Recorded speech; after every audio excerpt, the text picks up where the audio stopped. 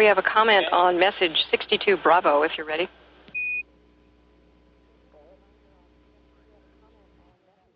Okay, we've got it out. Go ahead. Okay, just a reminder on step 3, the time of that rotation is around 12 minutes, if you'd like to set a timer so you can keep up with that.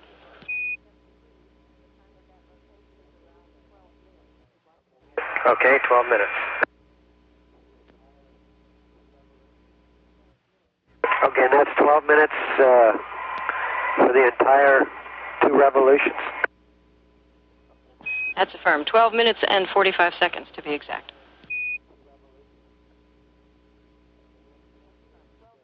Okay.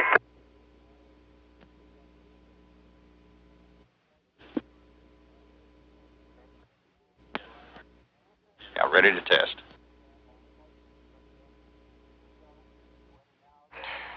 Houston, this is NBC. This is Dan Molina speaking from the NBC studio. Ready now to try a level check from New York. Okay, Dan, we've got you loud and clear. Press ahead.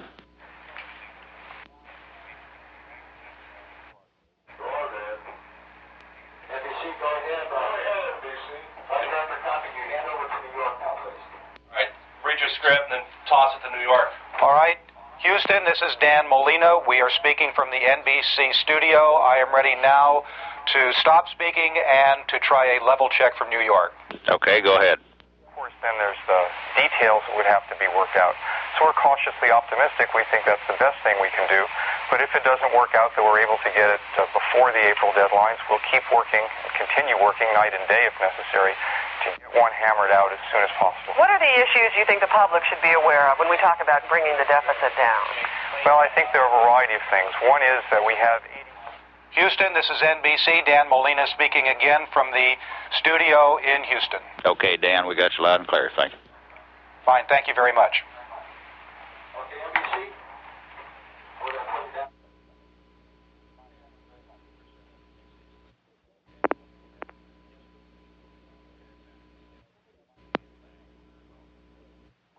Houston, Discovery. Go ahead, Discovery. Quick question for you, Marsh, on message 62 Bravo, step 5 and 6. Go ahead. Yeah, I assume step 5, which says to repeat steps 3 and 4, you mean to do that after you've done step 6, which is changing it to a half degree a second rotation rate. Is that correct?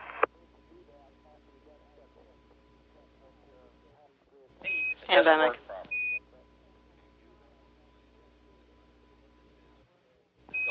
Discovery Houston for Mike. Step 5 is a contingency if the rotation does not work, and step 6 is a cleanup if you do step 5.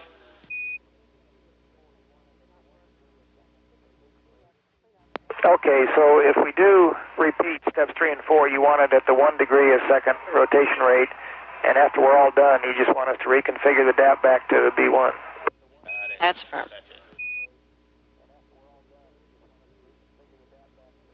Okay.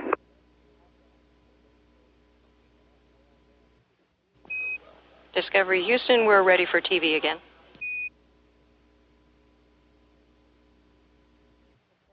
Okay.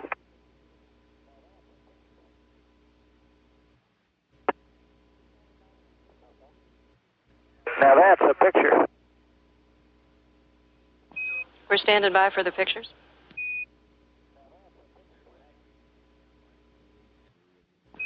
Okay, we have a good picture from you now. Roger. This is Mission Control Houston. We now have a downlink from the middeck of Discovery, the crew of Discovery standing by to begin our crew conference activities for this morning.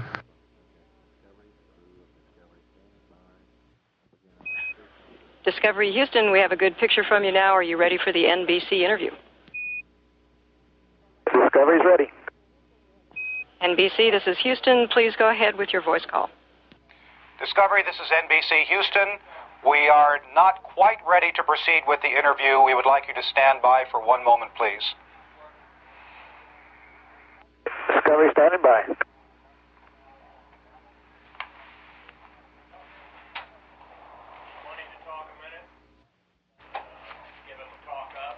tell me how long? Ready for this in about 20 or 25 seconds. We are concluding another segment of the program.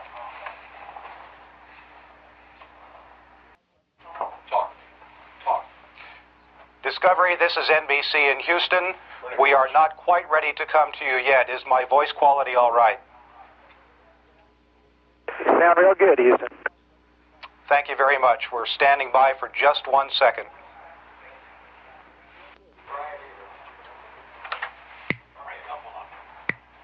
Pilot John Blaha and Mission Specialist James Bajian, Robert Springer, and James Buckley. And to help us establish communication, we have NBC News correspondent Dan Molina standing by. He's at the Johnson Space Center in Houston. Good morning, Dan. Good morning, Bryant. Discovery, this is NBC in Houston. Do you read me all right? Discovery reads loud and clear. Well, good morning to all of you gentlemen, and we thank you very much for agreeing to be with us this morning. First of all, Commander Coates, we all watched with some concern earlier this week as you powered down because of the hydrogen cryo problem. What did you have to do to conserve power during that period, and how did it affect your work? Well, it really wasn't a great deal to us. We powered down a lot of our computer displays, cathode ray tube displays. We powered down our lighting as much as possible, which may enable us to see a lot better at night, as a matter of fact. And basically, we unpowered anything we weren't using at the time we were using it. So it was a little bit of an inconvenience, but not a real impact to our work. If I may now, gentlemen, let me introduce Bryant Gumbel in New York. Bryant? Good morning, gentlemen. Colonel Buckley. Good morning. If I might, Colonel Buckley, I know you have focused some of your attention on evidence of the Earth's pollution. I'm wondering what you can exactly see from above. Well, obviously, from this perspective, the scale and scope of any type of airborne aerosols is much more dramatic. And what we're trying to do is gather some evidence and documentation to bring back and show people just how much we are dumping into the atmosphere, and perhaps get a feel for how that might affect us in future generations. So you can see very, very well from here. Colonel Buckley, since this is your third flight, is it old hat yet? It's never old hat. Let me turn to Colonel Springer, if I might. Colonel, is it difficult to be up there and for all your importance and all the attention you're getting, not feel terribly insignificant? Well, good question. I don't know that we feel all that terribly important. I realize that we get a lot of attention because of the work that we're doing, and I think it's rightfully so. The effort that we're doing, some of the projects we're working on, some of the scientific experiments that we're working on are the things that are important and should be getting the attention. But you're certainly right from this perspective up here. As you look back at the Earth, you certainly feel very, very insignificant. Well, I understand that among the experiments, Colonel Springer, that are on board is one centered around crystal growth. Why is that one particularly viewed with such importance? Can you explain it in layman's terms?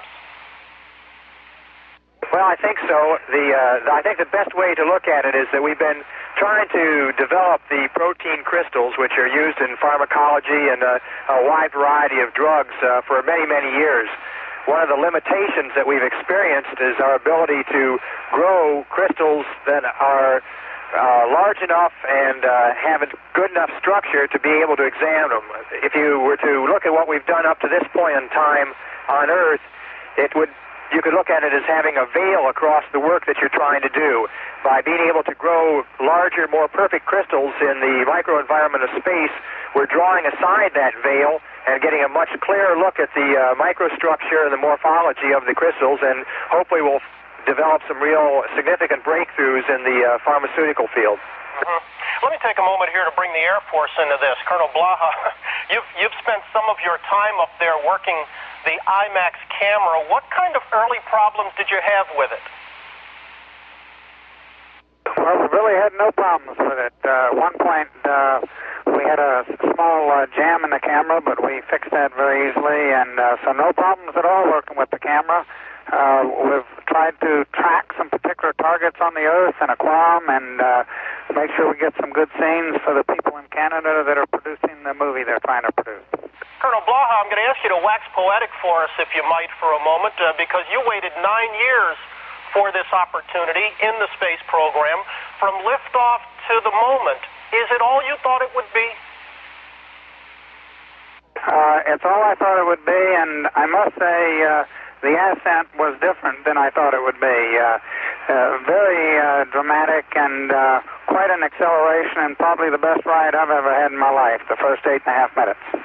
Have there been any major surprises? Anything you did not expect? Roger, roll, Discovery. No surprises at all. In fact, to tell you the truth, up here in zero-G, there's a lot of things that are a lot easier to do than on Earth, and it's quite a neat place to be. It's a shame we can't be here all the time with a permanent manned space station. We ought to get in that direction. What kinds of things? I mean, is there anything you can tell us about? Surely, you can do all the kinds of experiments that we're doing on this flight on a full-time, year-round basis, and as a result, just bring along the new things that we could discover from the whole space environment. Let's try to let the civilian in on this. Dr. Bosny and I haven't meant to ignore you all this time, just trying to work our way back there. I know you had hoped to research space sickness while up there. What have you learned firsthand? Well, Brian, what we've been doing is trying to collect some data in a new area that technology has just made available to us in recent time, and that's to study actual blood flow in the brain non-invasively, which is the main thing with the crew, non-invasively. Nobody wants to have a hole drilled in their skull to measure pressure in there. Anyway, we hope by understanding that maybe we'll have a better handle on what causes some space adaptation syndrome, but until we analyze all the data after the flight, it takes a fairly sophisticated numerical analysis. We can't make any conclusions this early. Can we assume that none of the 5 of you have had any serious problems up there? No, everybody just moved right along. I don't think anybody had any real problems at all. We're just too busy working, I think, to do anything else. There's no chance to slow down. Dr. Bosnian, you're set to go up again in 15 months. What are you hoping to do that time around that you didn't get a chance to this time? Well, I think the one thing all of us are impressed with is that the time goes by extremely quickly. It's hard to believe that it was 5 days ago that we launched, and there's so many things yet we'd like to do, both from an experiment standpoint as well as just on a personal note, having the opportunity to just look at the Earth. In the case of some of us, a lot of the work we do is on the middeck, so we don't get to look outside as much, and you lose a little bit of the perspective of what the Earth looks like and some of the things that Jim Buckley alluded to earlier. I think none of us could get too much of that time, and each mission would provide some more, so it's just a chance to do more work and enjoy the sights. I'm not ashamed to admit that. Let me go back to Commander Coates for one final note before I give you all back to Dan Molina. Commander, you've flown this shuttle before. Do you look to tomorrow's landing as a rather routine procedure? Well, I'm looking forward to it.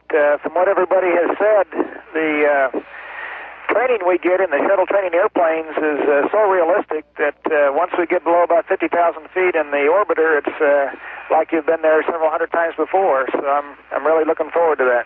Before I give you back to Dan, I'm aware that you asked about the Siena and Stanford score earlier. Are there any scores I can catch you up on? We had to give David Lohr at Capcom a bad time about the Stanford score since he went to Stanford, and I think that hurt a lot to bring that out. Yeah, Stanford did not make it. You'll be surprised to know that Oklahoma only made it by a basket. Let's go back to Dan Molina. Dan? Thank you, Bryant. Commander Coates, looking ahead to tomorrow, I know you were anxious to get a crosswind landing. How does it look for that tomorrow?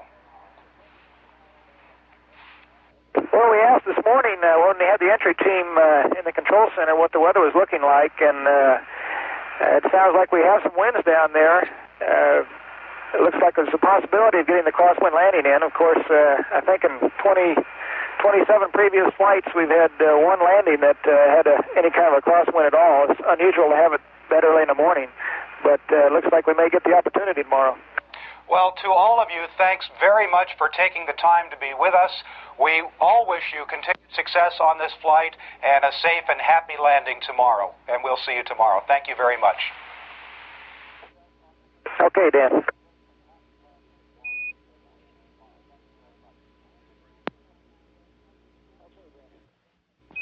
Discovery Houston, thanks, guys. You did a great job. It's nice looking at you, and we're complete with a TV now.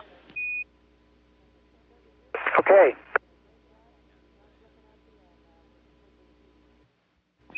And Discovery, if you have no objection, we'll take the outside TVs.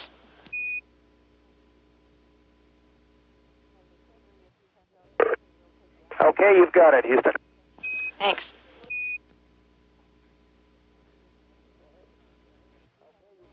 And Discovery Houston? Go ahead. You have a go for the APU cool-off for the flight plan. Roger that.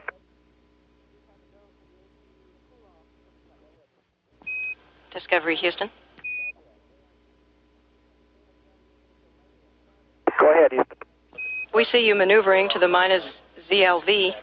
Just a heads up, we're going to delay the start of the Share Day 5 test. That's the 62 Bravo message, because the temperatures have not quite reached equilibrium.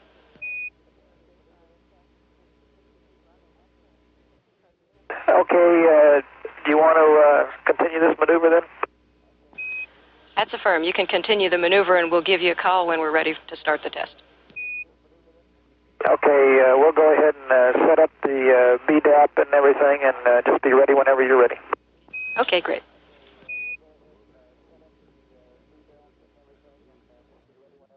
This is Mission Control Houston. Television from the orbiter has ceased as the Discovery has begun to move to an attitude that will allow us to begin the next event of the day, the testing of Share. The idea on this test is to begin a maneuver that will take the orbiter through a pitch rotation sequence of 720 degrees. Essentially two rotations, two revolutions, that will allow us to... the intent of that maneuver is to try and initiate some movement of the fluids within the Share payload and also get a sense of their rate of movement within the payload itself. The event was to take place beginning at 3 days, 22 hours even, and Capcom Marsh Ivins told Commander Coates we're going to hold off on that just a bit while the Share folks watch the payload and get the temperature equilibrium up to the level that they'd like.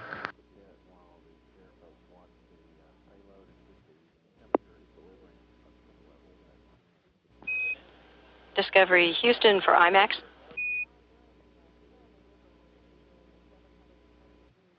Go ahead, Marshall. John, during the Share maneuver, we're going to be doing the 720-degree maneuver. The IMAX folks think we may have a good opportunity to do some continuous photography from horizon to horizon. We're working on a message with all the details for you, but we just would like you to start thinking about that and maybe have the equipment ready. Okay.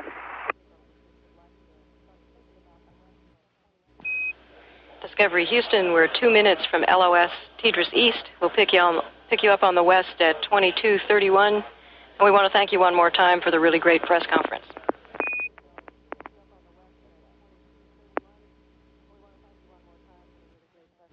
Okay, we copy. We'll see you next pass.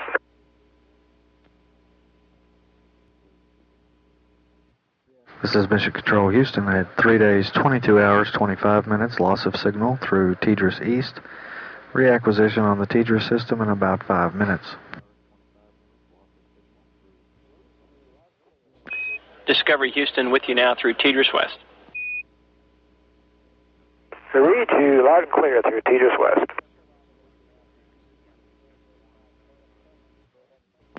Discovery Houston, we'd like you to pull out message 62B, the Share Day 5 startup test, and go ahead and perform step 1, which has you close the circuit breaker and turn the heater 3 power on.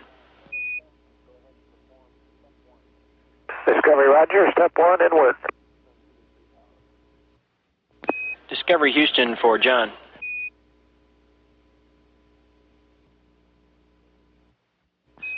Discovery Houston, we're with you again. We lost you there. We were off the nose. How do you read? We read you loud and clear.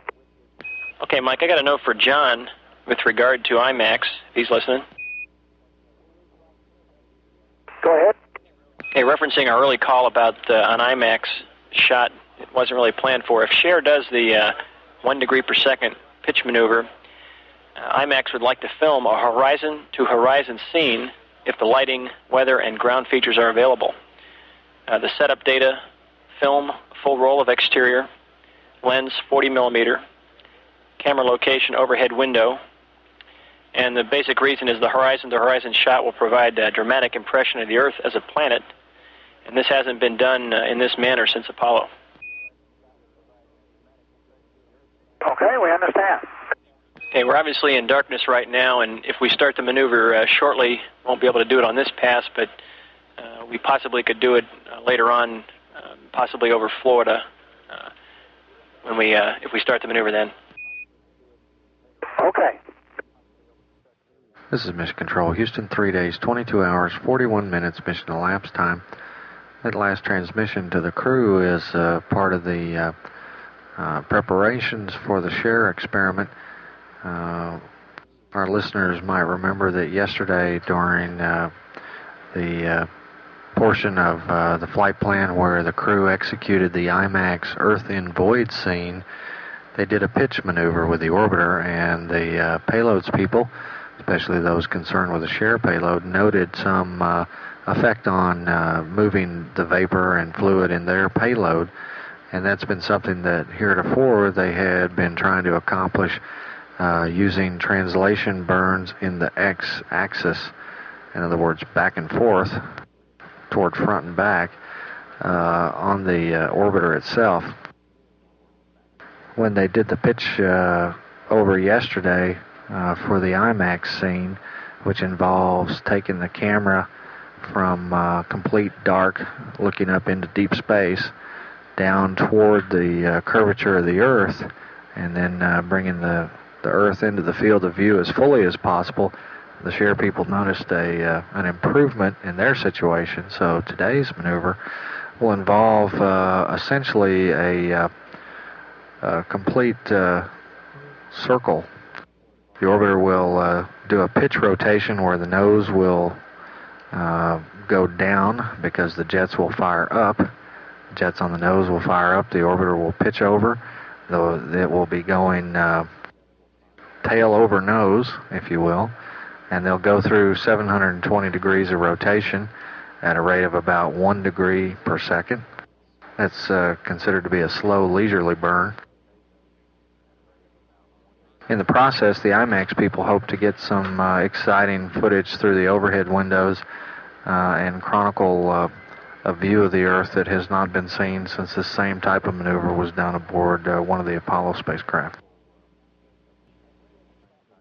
Discovery Houston, you can turn the heater 3 power to off now. Okay, we'll turn it off now. Discovery Houston, we'd like you to go ahead and continue with step 2 now in the maneuver. Okay, we'll continue with step 2 and understand you're ready to do the maneuver. That's firm.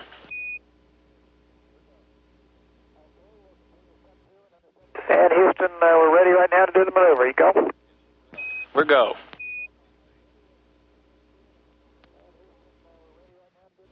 Discovery Houston, we want you to turn the heater back on now.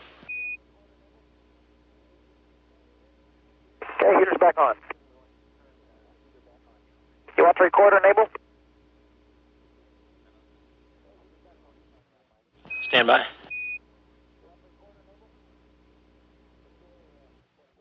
Which recorder are you talking about, Mike? Chromex or Cher? The Cher recorder. Mike, Cher does not want the recorder on. Do not turn the recorder on.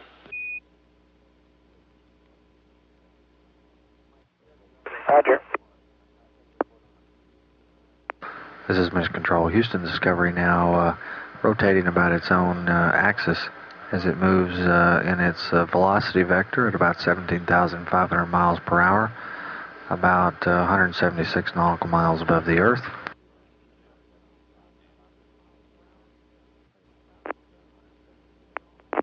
We'll have some temporary calm dropouts through this maneuver as the tail begins to block the TDRS coverage.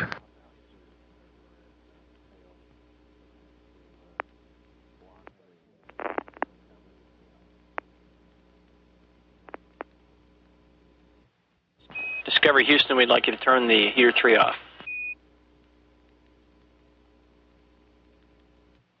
Okay, it's off now. Thank you, Mike.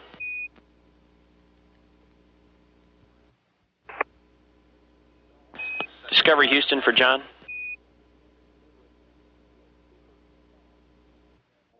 Go ahead. Yeah, John, IMAX thinks if we do this maneuver again, that would be a super pass. We're not sure we're going to do this maneuver again, but you might just get it all ready so that if we do it, which might come in about 13 minutes or so, to be all ready, because we should be going right across Florida, possibly right over the Cape, and the weather looks pretty good. And of course, all of it's going to be on your call based upon the sunlight, weather, etc. You know, if you judge it to be a good shot. But we're not going to do it for sure yet. But if Cher wants to do the maneuver, it may work out. Okay, and I understand. Then we'll be with the 40 lens and out the overhead window. That's affirmed. It'll take a full roll of film. And Houston, we're going to stop at about 20 degrees. Roger that. We concur.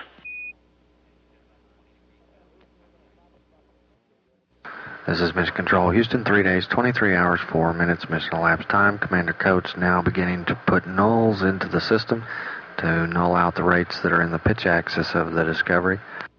Should we re-enable that maneuver and try again, the words from Capcom to John Blaha are what lenses and what procedures to use for IMAX in order to record the same view, only in this case over the southeastern, southwestern United States and over Florida.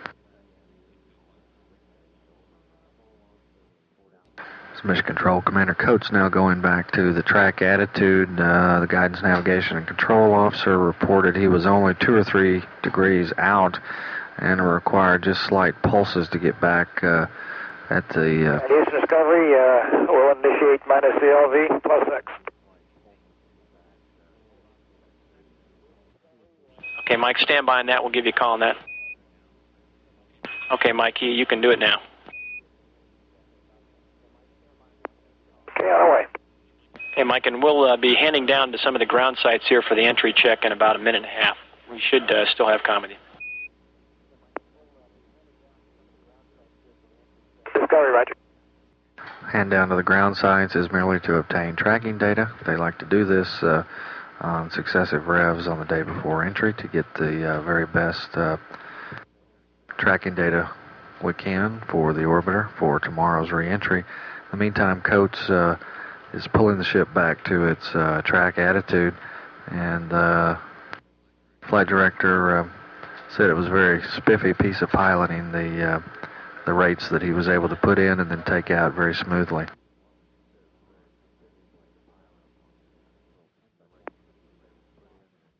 This is Mission Control Houston. What we're seeing now are some of the displays that are up on the central 10x20 situation plot here in Mission Control. These are the entry day displays, and what's taking place now is that Discovery's telemetry is coming down now through the Vandenberg site as opposed to over the TDRS satellite, and this is allowing a more refined accumulation of tracking data on the orbiter. We're also testing out various systems aboard the ship and here on the ground in support of tomorrow's re-entry.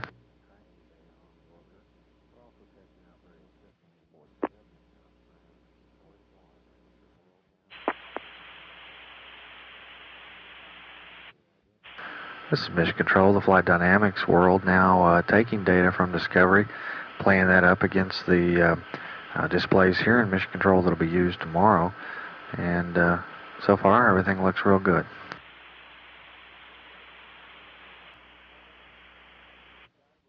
Discovery Houston. Go ahead, Houston. Okay, John, we want to do the maneuver again, exactly the way we did it before. We want you to start it at 23:15:30. We believe you should have a good IMAX pass from horizon to horizon. Okay, 23, 15, 30. You want to start the same maneuver again? That's affirmed. That's in 2 minutes, and we believe IMAX should work out real good once you get pitched around where your overhead windows are pointing to the east. Roger. And, of course, it's up to you guys whether you think it'll look good. We believe, from looking at weather satellites, that the weather in Florida looks pretty good, and you should get a real good shot. Okay, you got a pretty good echo coming in right now. Okay, that's because we're on UHF.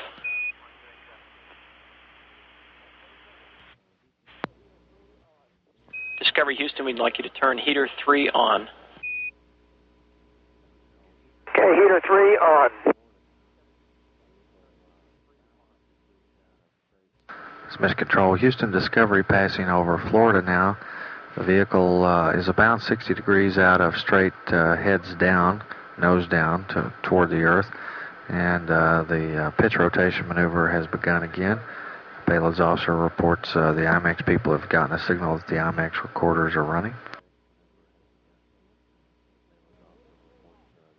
Discovery Houston, heater 3 off. Okay, heater 3 off. Off now. Thanks, Mike.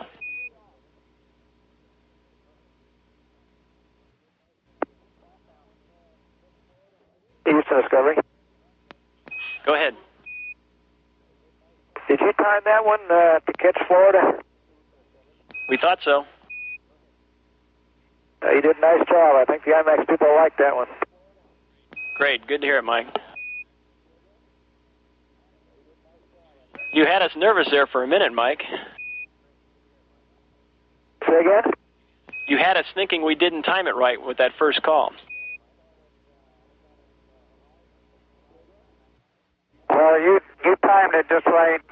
We got it started, we got it horizon to horizon, and in the end, the horizon went off the scene, and then we saw the black of space for about 5 seconds before the film ran out. Sounds great. Really sounds great. Yeah, John did a nice job of getting that camera up there in a hurry. He had to load it and get it up there in a very short period of time, so he just got that done. Great. We really appreciate it, and I'm sure the IMAX folks are real happy. And we'll pass your word to the pointers. They did a real nice job figuring all that out for us. Yeah, they really did. That worked out beautifully.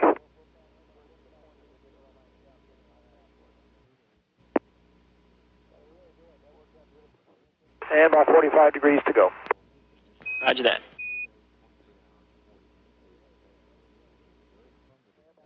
This is Mission Control Houston, mission elapsed time 3 days, 23 hours, 40 minutes. We've been taking views of the Earth from the Discovery, and we'll be replaying those for our satellite users.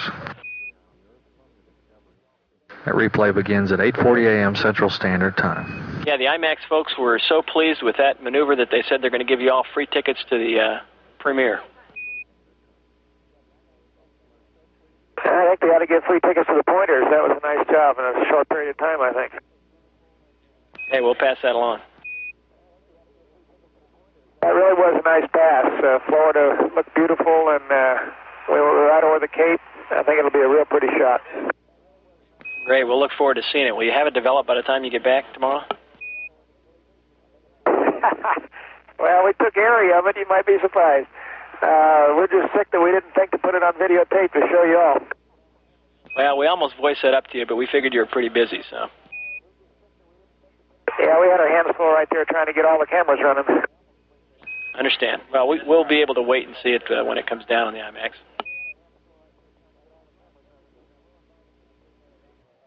Houston Discovery. Go ahead, Mike. Yeah, tell Graham Ferguson we'll invite him to the premiere of that role. Okay, we'll pass that along. Have a special showing by the pointers. Okay.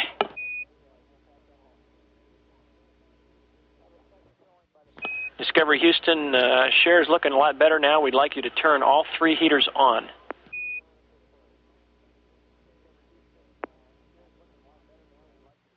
Okay, we're going to turn all 3 heaters on at this time. Okay, and be standing by for a call to turn them off, but it's looking good right now.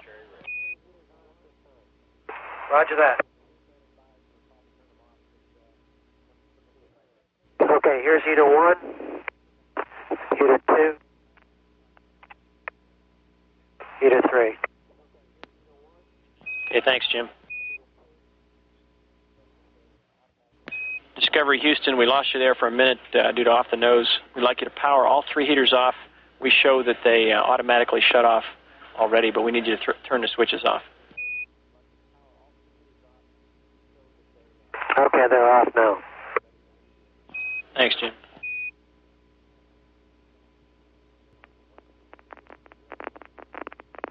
Discovery Houston, we're with you again. We may be losing you again, but we'll pick you up on the west at 07.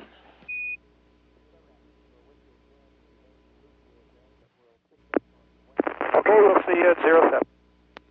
Okay, we copy, Mike.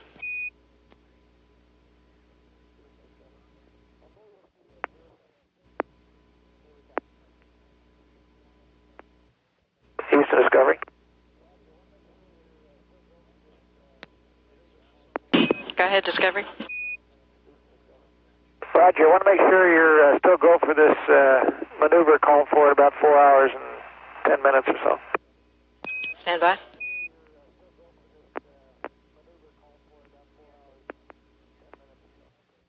Okay, Mike, stand by on that. We'll give you a go later.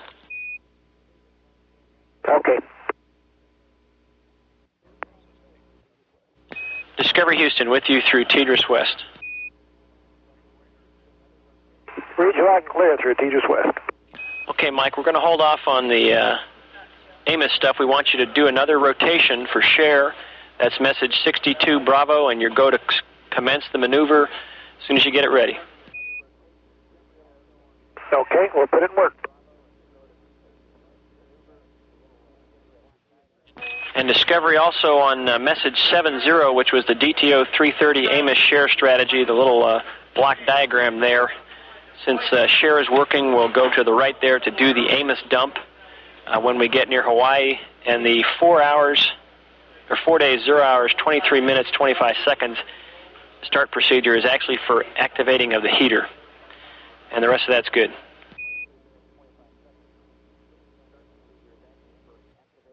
Okay, stand by, David. Let me look at that again. David's not here, man. Yeah, we need you to send up another picture, I think, Pierre.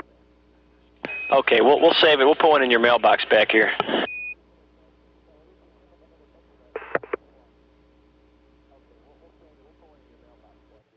And Houston, we're starting the pitch maneuver now. Okay, Mike, we're watching.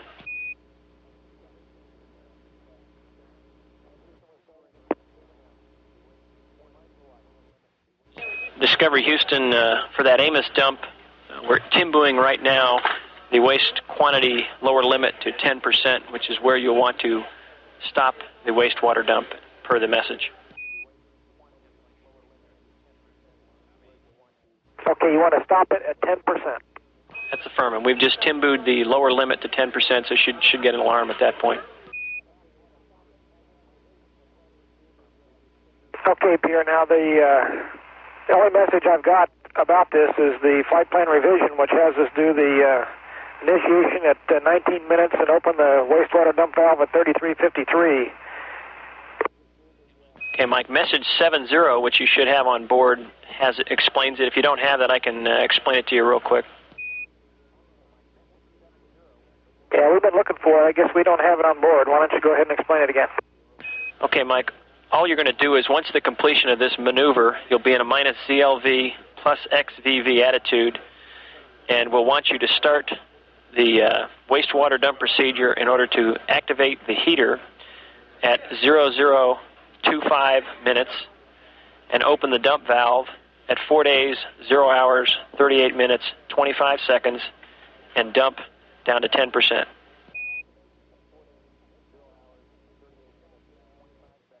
Okay, Pierre, so we'll start activating, initializing at 15 minutes past the hour, and we'll activate the dump at 38 minutes and 25 seconds for 10 and dump to 10%. Okay, Mike, you can start the procedure whenever you want, but we want you to activate the heater at 25 minutes past. That's 25 minutes past the hour. Okay, activate the heater at 25 minutes past the hour. And that's the waste nozzle heater.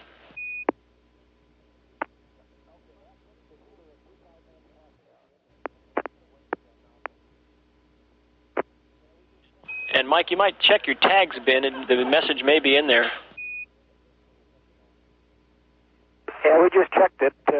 We'll do it again. Yeah, we sent it a while ago. Maybe it got mixed in with something else.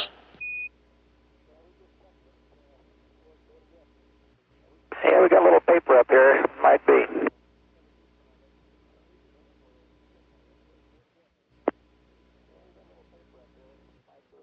Discovery Houston, I got some notes for you if you got somebody who can listen.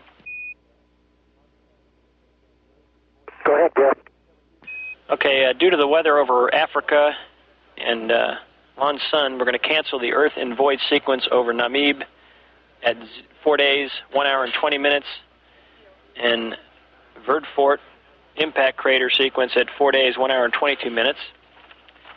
Also, the earlier question about the temperature strip on the microbial check valve, we've got an answer for you.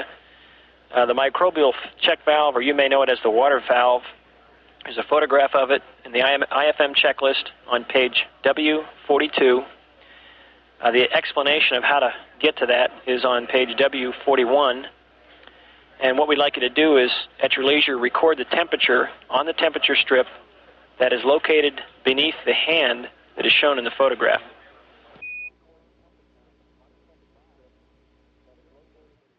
Okay, we'll dig that out and take a look at it.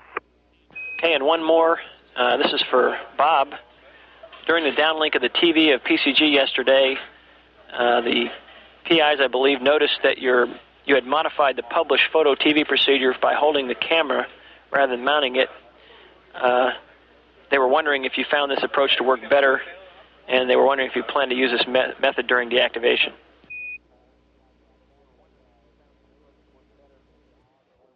Yeah, we found out that with Jim steadying me like that, it actually made it an easier procedure. However, when we get to the closeout on it, we're going to go back to try the bracket for a little bit more stability.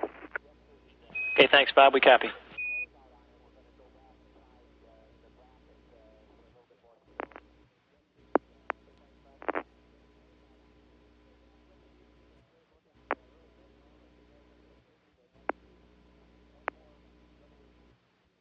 Discovery Houston, the share's looking really good now, and if you guys aren't too dizzy, they'd like you to continue one more revolution. Okay, we'll just keep it going. Okay, great.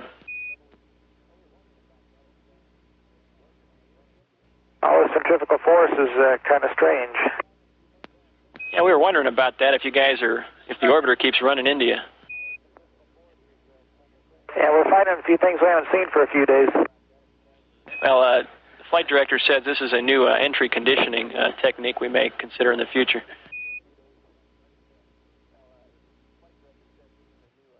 Yeah, kind of hanging in the straps.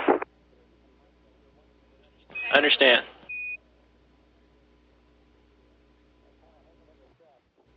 And Mike, we were wondering if you had the Marines doing push-ups in that 10th of G.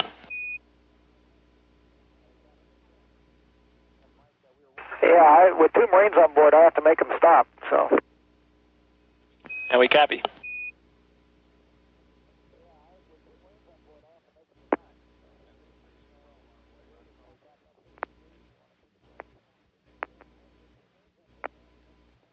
And Houston, are you ready to stop here in about 60 degrees? Or you want to keep it going?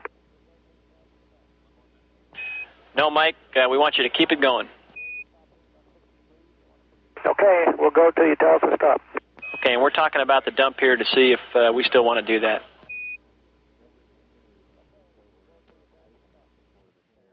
This is Mission Control Houston, 4 days, 0 hours, 30 minutes. Discovery continues an end-over-end rotation in support of the Share payload. It is rotating at 1 degree per second. At this point, now that the rates have been induced to the orbiter, there's no propulsion usage, no gas required to keep those rates in and keep the end-over-end rotation going. So the discussion now is whether to continue that rotation while passing across the Hawaiian Islands with an eye to whether we want to keep that going and also do the wastewater dump in support of DTO 330, and that's the formation of a water dump cloud objective, and also the Amos observations of that same event.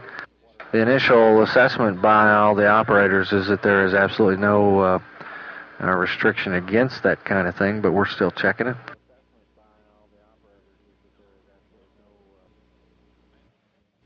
Discovery Houston, we were wondering if you were taking any in-cabin video and recording it of this stuff.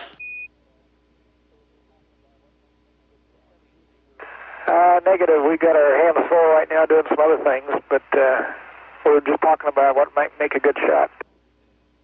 Always thinking. Thanks.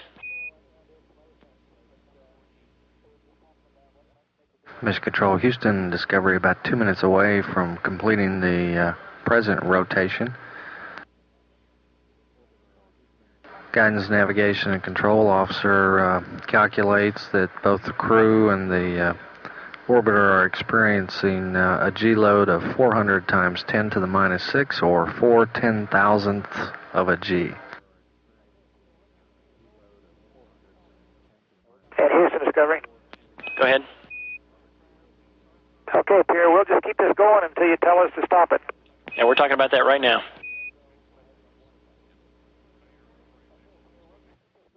Discovery Houston, we'd like you to continue rotating and your no-go on the water dump. Okay, we'll hold off the water dump. Do you want us to go ahead and turn the heaters off? That's affirmative, Mike. You can turn the heater off, and our GNC folks tell us that you guys are under 4/10,000th of a G.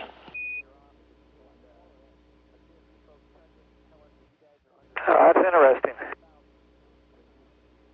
Does it feel like more or less? It feels like a lot more.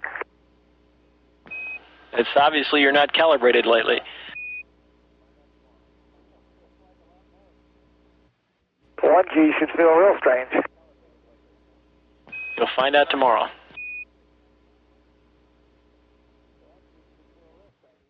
And Houston, Discovery. Go ahead.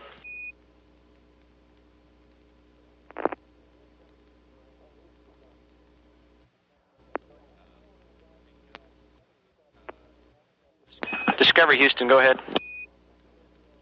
Okay, yeah, I'm calling in regard to the message you sent up this morning asking us to check the temperature strip on the microbial check valve. We assumed you meant the microbial filter, which is below the middeck in location I-25.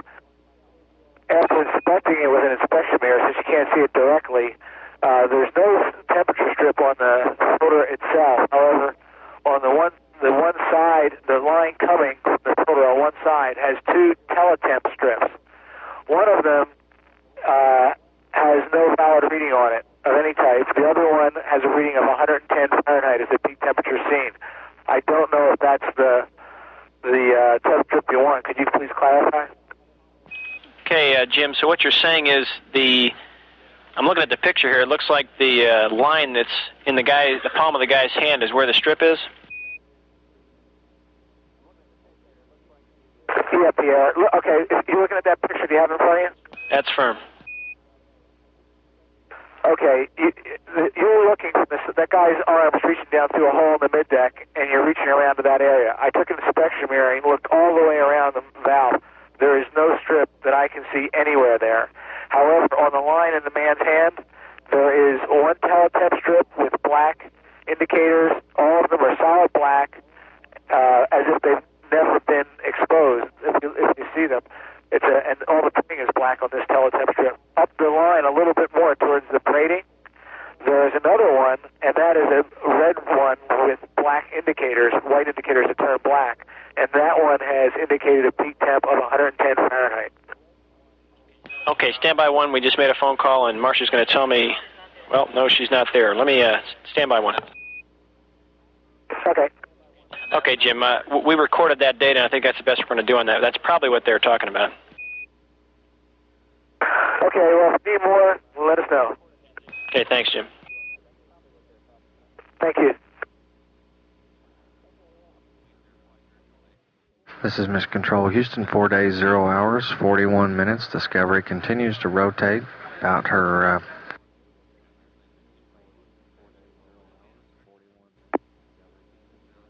her center as the rotation continues in the pitch axis, and the vehicle sustains a G load of 0.004. Because the pitch rotation was underway, Flight Director Al Pennington elected not to proceed with the water dump over Hawaii. It was something that hasn't been done before, and although none of the positions here in the control center could point to any specific reasons why it might not be a good thing to do, in the typical conservatism, we'd much rather think it through than just do it ad hoc. So that's been discontinued, but we'll continue this procedure in order to help the share payload. They're seeing good results from the pitch rotation, and so we're continuing that at a rate of about 1 degree per second. Meanwhile, in the control center, on the tail end of the Orbit 1 shift, as the handover begins to the Orbit 2 team, preparations continue for tomorrow's landing. And to that end, we've been checking out some of the displays that are used in the control center, some of the computer procedures that are employed for gathering data during the re-entry, and occasionally you may see the tracking map shot on the central 10 by 20 situation plot in Mission Control. Occasionally through the morning that has changed to the familiar re-entry displays, and that indeed is a display that's up on the front of the Mission Control Center board at the moment. Discovery Houston, you go ahead to stop the rotation when you complete this rev. Okay, we're stopping now. So Commander Mike Coates now putting in some commands to the system to slow that rate and eventually null out the pitch rotation. Some skilled piloting evident by Commander Coates. He stopped the rotation and was within about 2 degrees of the attitude they now want the orbiter to go to.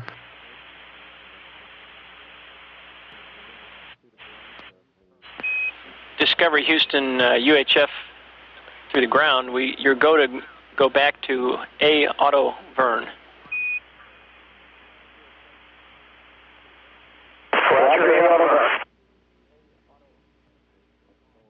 Mission Control Houston, so the pitch rates have stopped. The rotation of Discovery has ceased. The Guidance, Navigation, and Control Officer has updated our numbers on what sort of a G load the orbiter and crew were experiencing.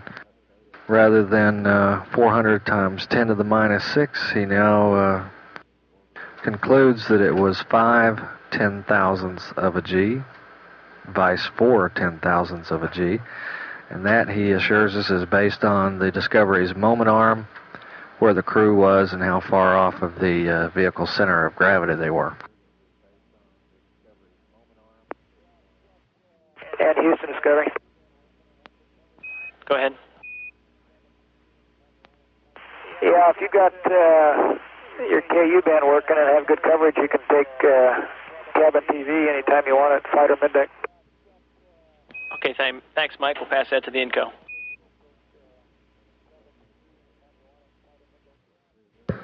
Mission Control Houston, we're happy to report that the central map in the Mission Control Center has resumed its green tinge of today. That's been underway since about midnight local, and that's in honor of St. Patrick's Day.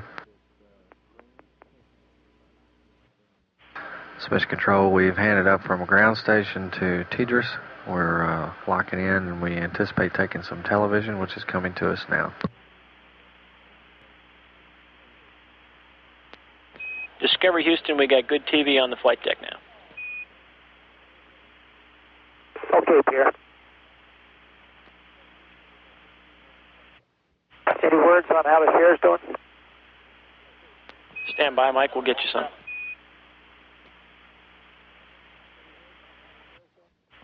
Discovery Houston, the words from payloads is they're all wet and happy as clams.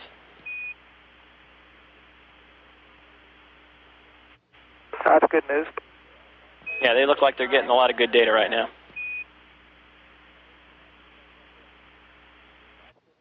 See all the tags paper we collected? Yeah, we're looking at it. It looks like quite a bit.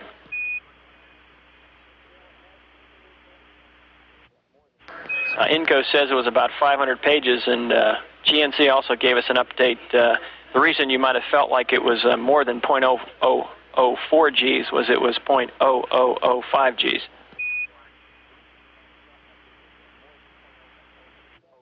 Yeah, we felt like it was a little bit stronger than that.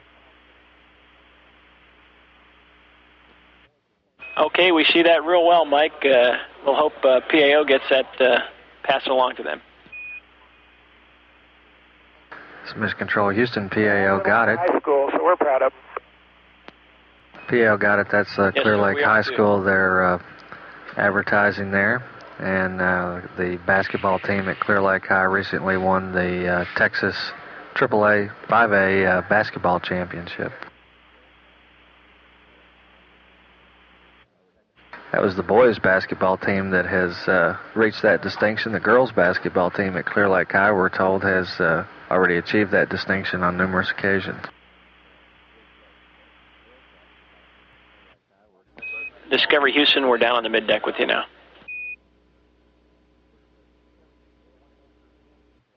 Okay. Discovery Houston, one note for Jim.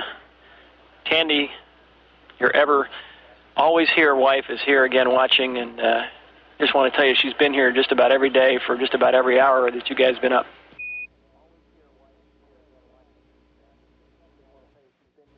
Thanks, Pierre. That's good to know. It doesn't surprise me, though. She's the best supporter I've ever had. Love you, wife.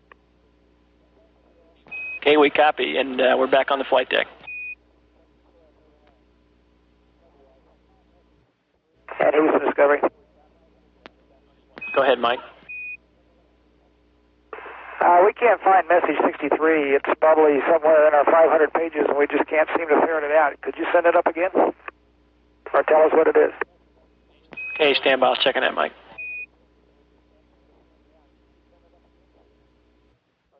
Okay, Mike, we're sorry you've been looking for that, but we didn't send it up to you, and that's been canceled.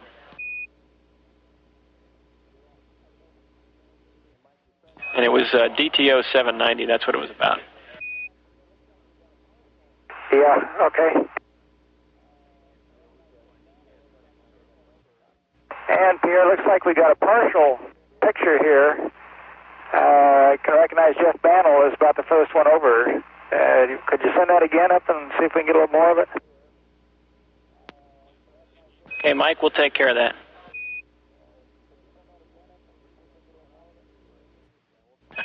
Mike, the reason that got cut off was due to the rotation. We'll send it up next pass.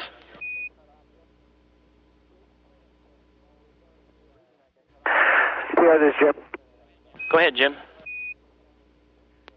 Here's a Chromex question. While we were going through our myriad of pages of tags, we found this mission note in here for Chromex. It has an MET of 3/17/27, which I guess was during our sleep period yesterday.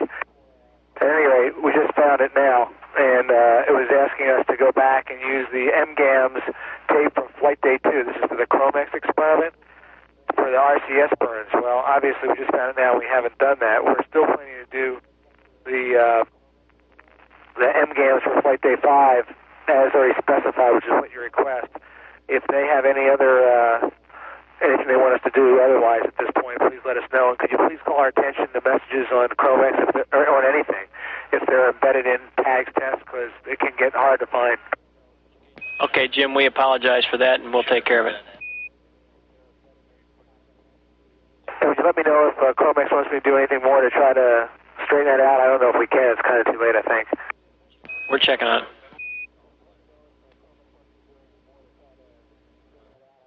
And Pierre, curious what the plans are for our DTO 790. We're checking on that also.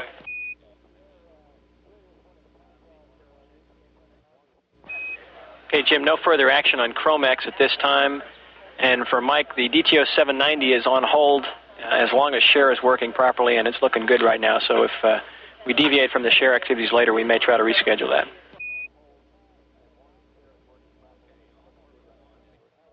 Okay, sounds good. If you got time in this pass, John can explain how we've got this IMAX camera set up and how we're taking these pictures. Okay, if you could just stand by one, I think we'll be ready for that. Just give us a couple minutes here.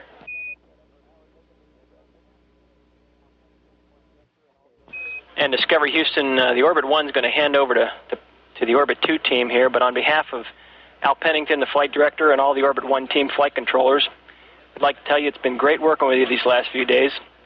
We'll be watching for a great entry tomorrow, a rails pass, an OK 3 no comment, and we'll see you at Ellington tomorrow afternoon.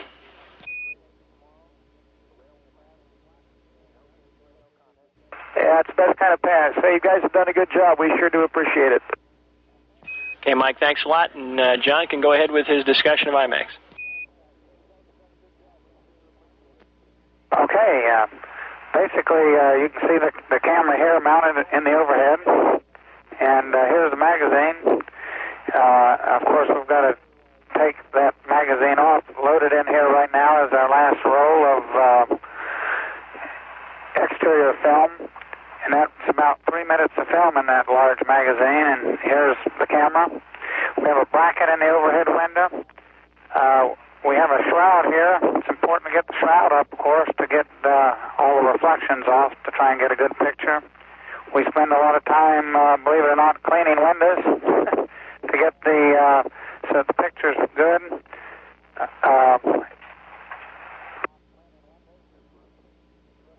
I'll show you a picture here of how we put this mount up. Okay, Bob's helped me here. We have a bracket here. Of course, we move it around all sorts of windows depending on what type of scene we're trying to get. And of course, we like to have the movie in the theater coming from the bottom to the top, so with all the changing attitudes, you may have to change the rotation of this bracket mechanism. But right now, we're going nose forward, so we put it in this position. Okay, John, we're still watching you with a good picture, and be advised we probably only have about 2 minutes of KU coverage. Okay. And then we take the IMAX and put it up against this mount. And then we install this black shroud, which I won't show you. Basically, we install it. That's one method of filming. And when we're filming, of course, as you know yourself, having worked with the IMAX, you have to get yourself back in here into this position. And your field of view is quite restrictive looking through the lens, but you work with it. And you slide over and use the other overhead window to see the real scene you're trying to get. Then you slide back and get the scene through the IMAX so you get the movie the way you want it. Of course, another method that we use is to yank it off of there all of a sudden and rush up to one of the forward windows to use it up there, filming some of the scenes if that's what we have to because of the attitude we're in.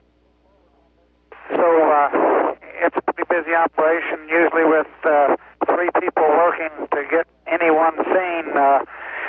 Jim Buckley's been the #1 spotter and has, of course, taken some film quite a bit. Mike's moving the orbiter I'm moving around with the camera. Then in a rush, as soon as we get the film taken, we got to run downstairs, and Jim is in the black bag, and I'm loading the camera. But it's pretty well been that type of operation from an IMAX viewpoint. Okay, John, that's a great summary. I think the IMAX guys are just going to snip this piece of videotape out and sign you up as their official training officer. I understand that. And we're standing by now for the rest of the day to maybe do a track on Messiah, maybe do a track on Rondonia, depending on what we have to do here with Cher, and then some opportunity shots. And we still have one roll of interior that we need to take of Jim and our good Dr. Bajan getting out in and out of the LESs. Roger, we copy.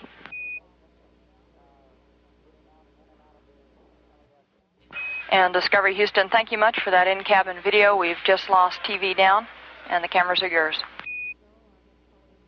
Okay, thank you. This is Mission Control. Our next television will be the change of shift briefing with off-going Orbit 1 Flight Director Al Pennington and the entry Flight Director Lee Briscoe. Briefing will begin at 10:15 Central Time. 10:30 a.m. Central Time, originating from the PAO briefing room, Building 2 at the Johnson Space Center. Once again, the time for the briefing is 10 a.m. Central Time. Following this briefing, we will replay the most recent TV downlink from Discovery of the middeck and flight deck television from Orbit 65. This is Mission Control. Discovery Houston for Colonel Jim on Cher.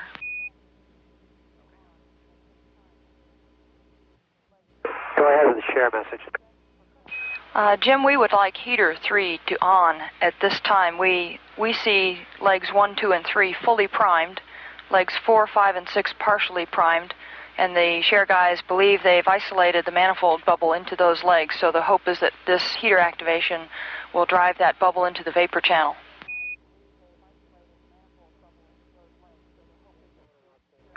Okay, here we go.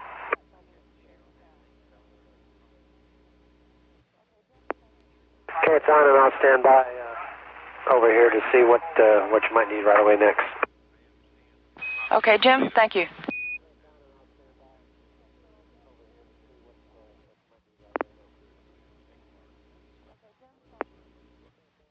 Discovery Houston, Colonel Jim, Cher heater 3 to off, please. Coming off.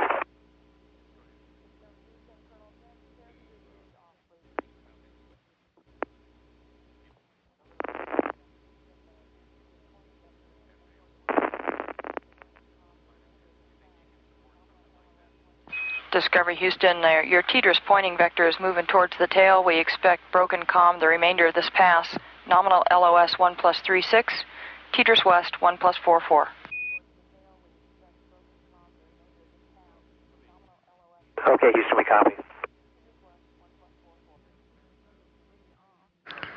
This is Mission Control. The most recent exchange there with the crew asking them to turn heater 3 off was on Cher is because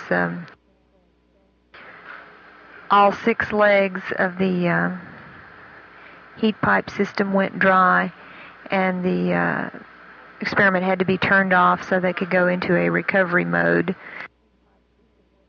See if they can get those legs reprimed with the ammonia fluid. Our 5 revolutions that were done with the vehicle had fully primed legs 1, 2, and 3 and partially primed legs 4, 5, and 6. And the experiment was working very well. Crew then turned heater 3 off, and all of the legs dried out.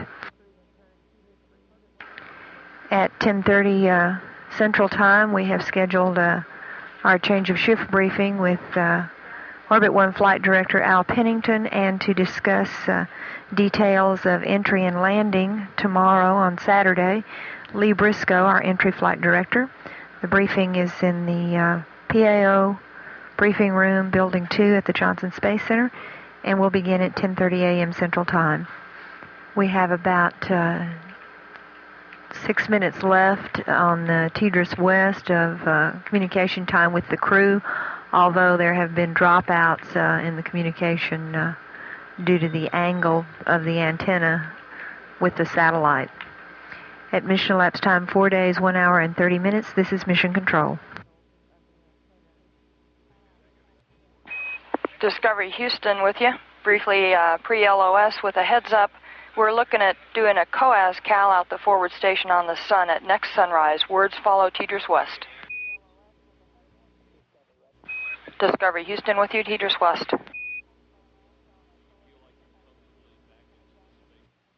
Discovery, roger. And Mike, did you copy my last on COAS activities this coming pass? That's negative, Kathy. We didn't copy any of that. Okay, just as a heads up, we have the data in work on console at this moment. We're looking at trying to take some COAS marks out of the plus X station on the sun at your next sunrise, approximate MET 2+14. And don't forget the sun filter.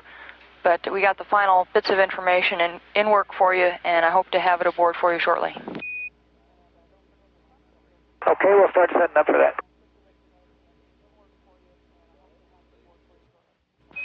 Discovery Houston for Mike. Go ahead. Okay, we have a new TDRS state vector aboard for you, and I do now have the sun data for the COAS cal whenever you're ready to copy. Stand by just a second. Okay, ready to copy. Okay, Mike, we would like you to take your marks at an MET of 4/02:13:48. That's approximately the time of your terminator crossing. You'll have sunrise on the orbiter about 6 minutes prior to that. On universal pointing, target ID will be 5, body vector 1, right ascension 356.83, and declination -1.37. Over. Okay, that's target ID 5, body vector 1, and the right ascension 356.83. Declination is -1.37. And the time was 4 days/02:13:48. That's a good copy, Mike, and as you're probably aware, the objectives here are both to get your comments on the feasibility of marking on the sun as a target, and if that is possible, to get several marks so that we can look at the spread on it. This is not necessarily to replace the other DTO 790 activities in the flight plan for today. Those are still under consideration, subject to share constraints. Okay, understand.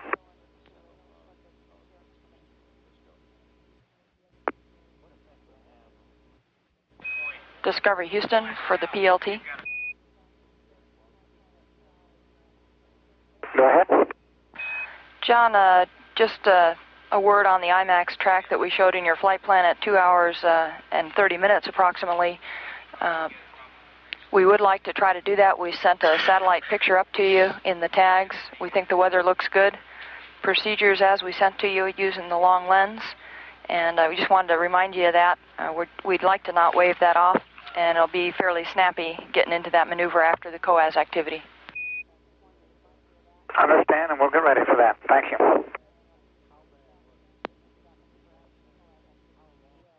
Houston, Discovery. Go ahead, Discovery. Yeah, we've got the smoked filter for the COAS. I thought we were supposed to have a silver filter as well. Can you check with GNC to see if that's correct? Will do. Mike, standby 1.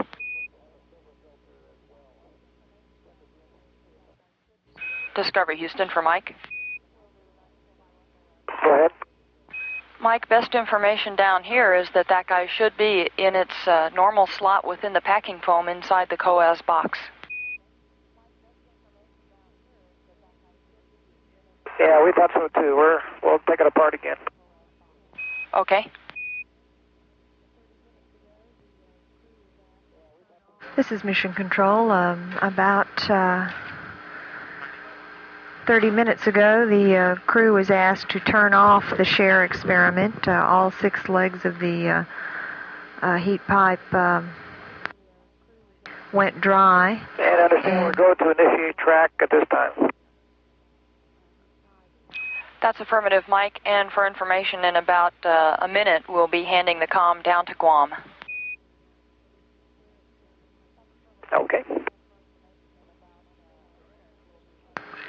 This is Mission Control. So the share experiment has been powered down. Discovery Houston with an update on the location of the sun filter. Yeah, we found it. Always ahead of us. Yeah, by about 2 seconds. It was in the back of the locker. I guess we missed it the first time.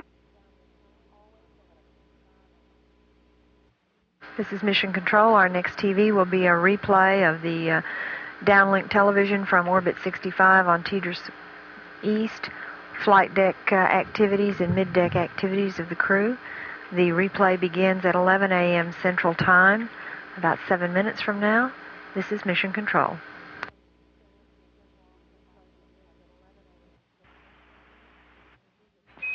Discovery Houston with you through Guam for 5 minutes. How do you read?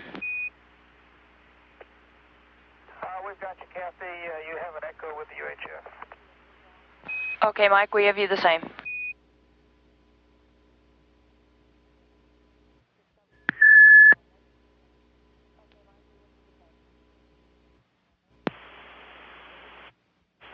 Discovery Houston, go ahead. Okay, John, I copy. Stand by. Okay.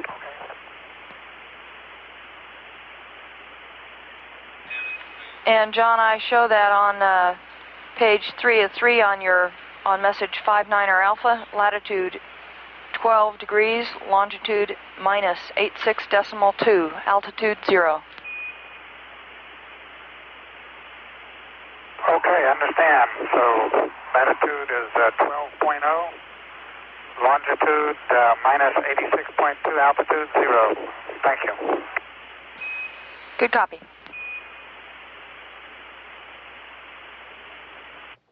And Kathy, if you can give me the TCA for it, please, I'd also appreciate it. Okay, John, stand by 1. John, TCA is 2 hours, 3 minutes, 46 seconds.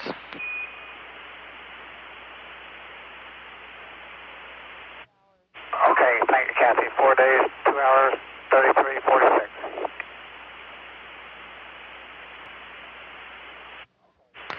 This is Mission Control. The reference to a TCA in the conversation between John Blaha and Kathy Sullivan means time of closest approach, and that is in reference to the landmark track photography opportunity coming up on this orbit for IMAX of the Messiah volcano in South America. This is Mission Control. Discovery Houston will hand that back up to Tidris in 30 seconds. Roger. Discovery Houston is back with you, Tidris. Roger.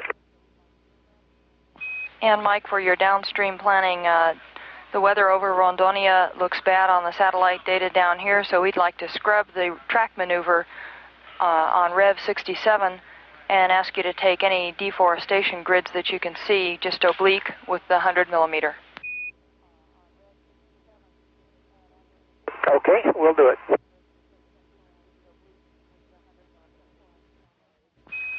Discovery Houston, your config looks good for the upcoming test, except check COAS check COAS in Cal mode. Okay.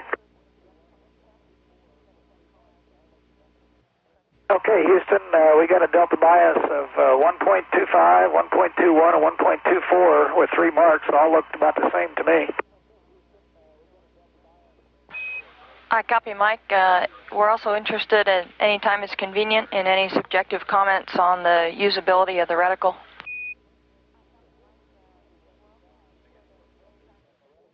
It looks real workable. The filter certainly does the job. It works just perfect, and the reticle overlays it nicely. You might consider a shroud or something around the rest of it. The sun's awfully bright coming around the other side of the filter, but it's certainly usable the way it is. Do you want us to go ahead and accept it just to show you what it looks like on the table? Mike, we would like to do an update and a few more marks.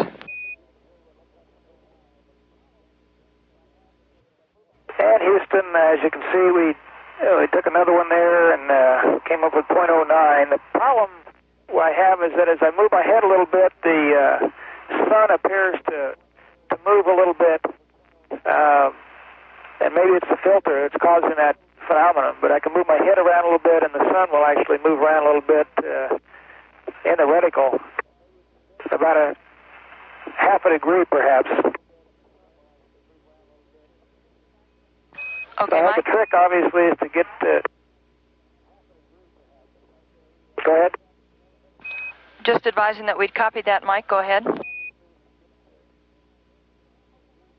I think we've got everything we can out of this. If you have any questions, we'll clean it up. Okay, Mike, we appreciate the work. That's good, and GNC is real happy.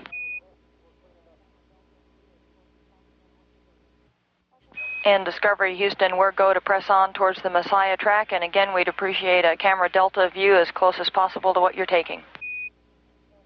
Okay, we're going to do that. Great, John, and I don't know if we'll have KU at the time, so we'd appreciate it on the VTR. Okay.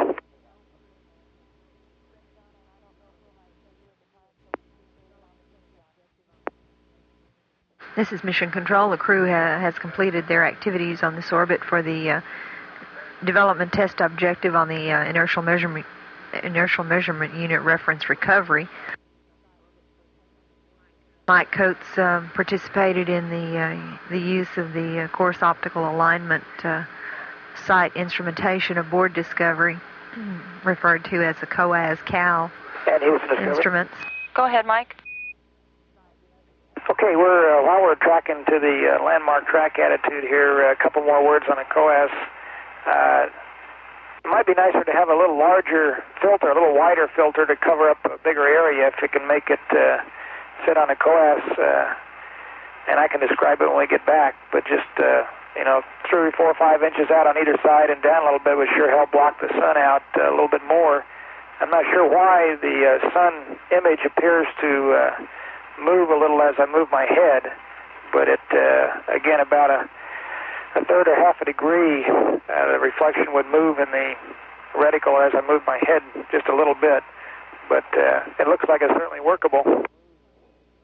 Okay, if the filter were widened as you indicated, would that satisfy the comment you made earlier about wanting a shroud to block the sun streaming around the boundaries? Yeah, it'd be tough to get the filter any further up because you've got to be able to clip it on somehow to the COAS. If we could figure out a way to do that, it would be nice, but just making it wider and maybe a little further longer would help block out the sun. And I don't know, maybe a shroud would be a good idea, but I think the filter would certainly be workable for the type of thing that we would have to use it for. Okay, those are all good comments, and we will look forward to hearing more details when you get home. Okay.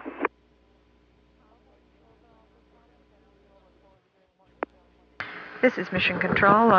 Mike Coates was providing some more comments and background for ground controllers on his COAS-CAL alignment activities. The crew is also maneuvering Discovery right now to the proper alignment to get the land track IMAX photography of the Messiah volcano in Nicaragua.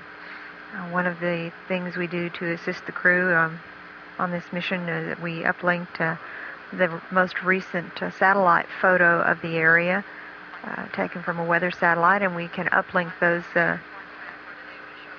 detailed images on the text and graphics system. So the crew has an onboard photo, very recent, of the area of that volcano, so they will know exactly what they're looking for in this photography. This is Mission Control. Discovery Houston with a reminder to verify that DAP B8 is jet option 1.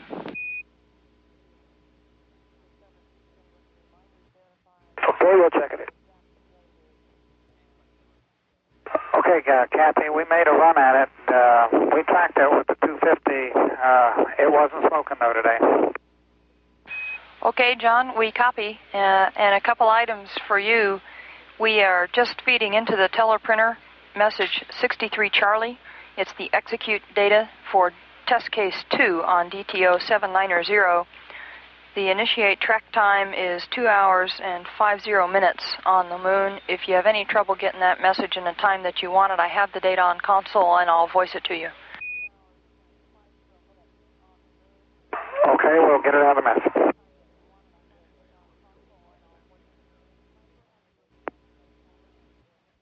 Kathy, what attitude would you like to go to until then, or does it matter? Mike, we're happy with ZLV nose forward.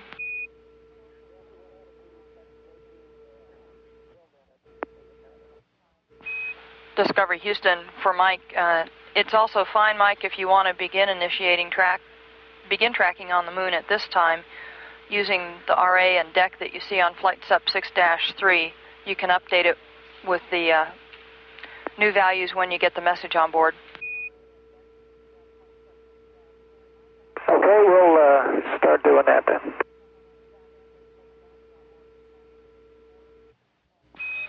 And Mike, I have just a couple other things for you. When it's convenient for someone on the middeck, we have another batch of tag sheets aboard, and we'd appreciate getting the tray cleared.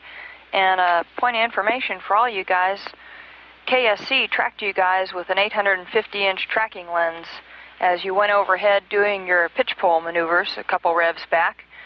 They got color video of that, and we hope to have an edited tape of that in the control center here shortly. We'll get some additional background information to go along with it, and you guys should have a good view of what you look like to us Earthlings when you get home.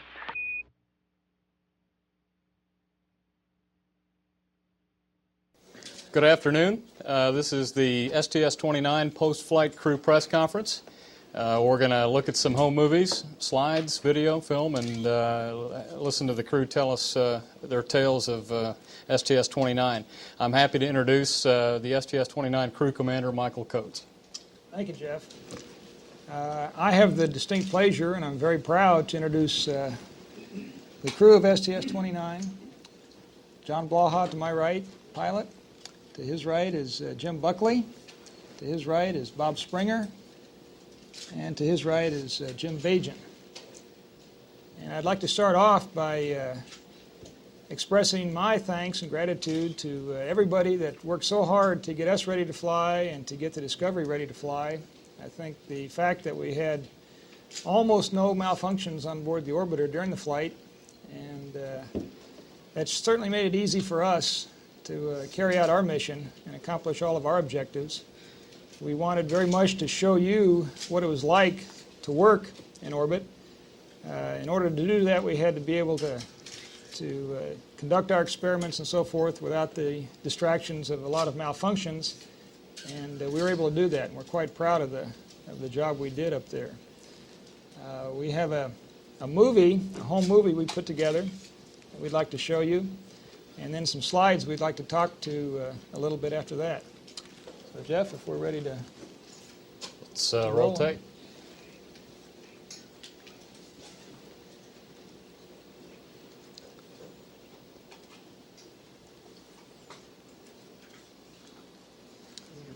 There's a Discovery sitting on the launch pad. We hope to see that quite frequently in the next few years. We had a hard time getting Jim Bajan to wear a coat and tie, and our last chance was launch morning, so we all got dressed up, and he finally agreed to do that. So we wore coats and ties.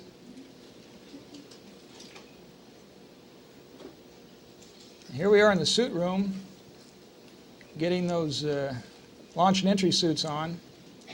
If they look uncomfortable, that's because they are.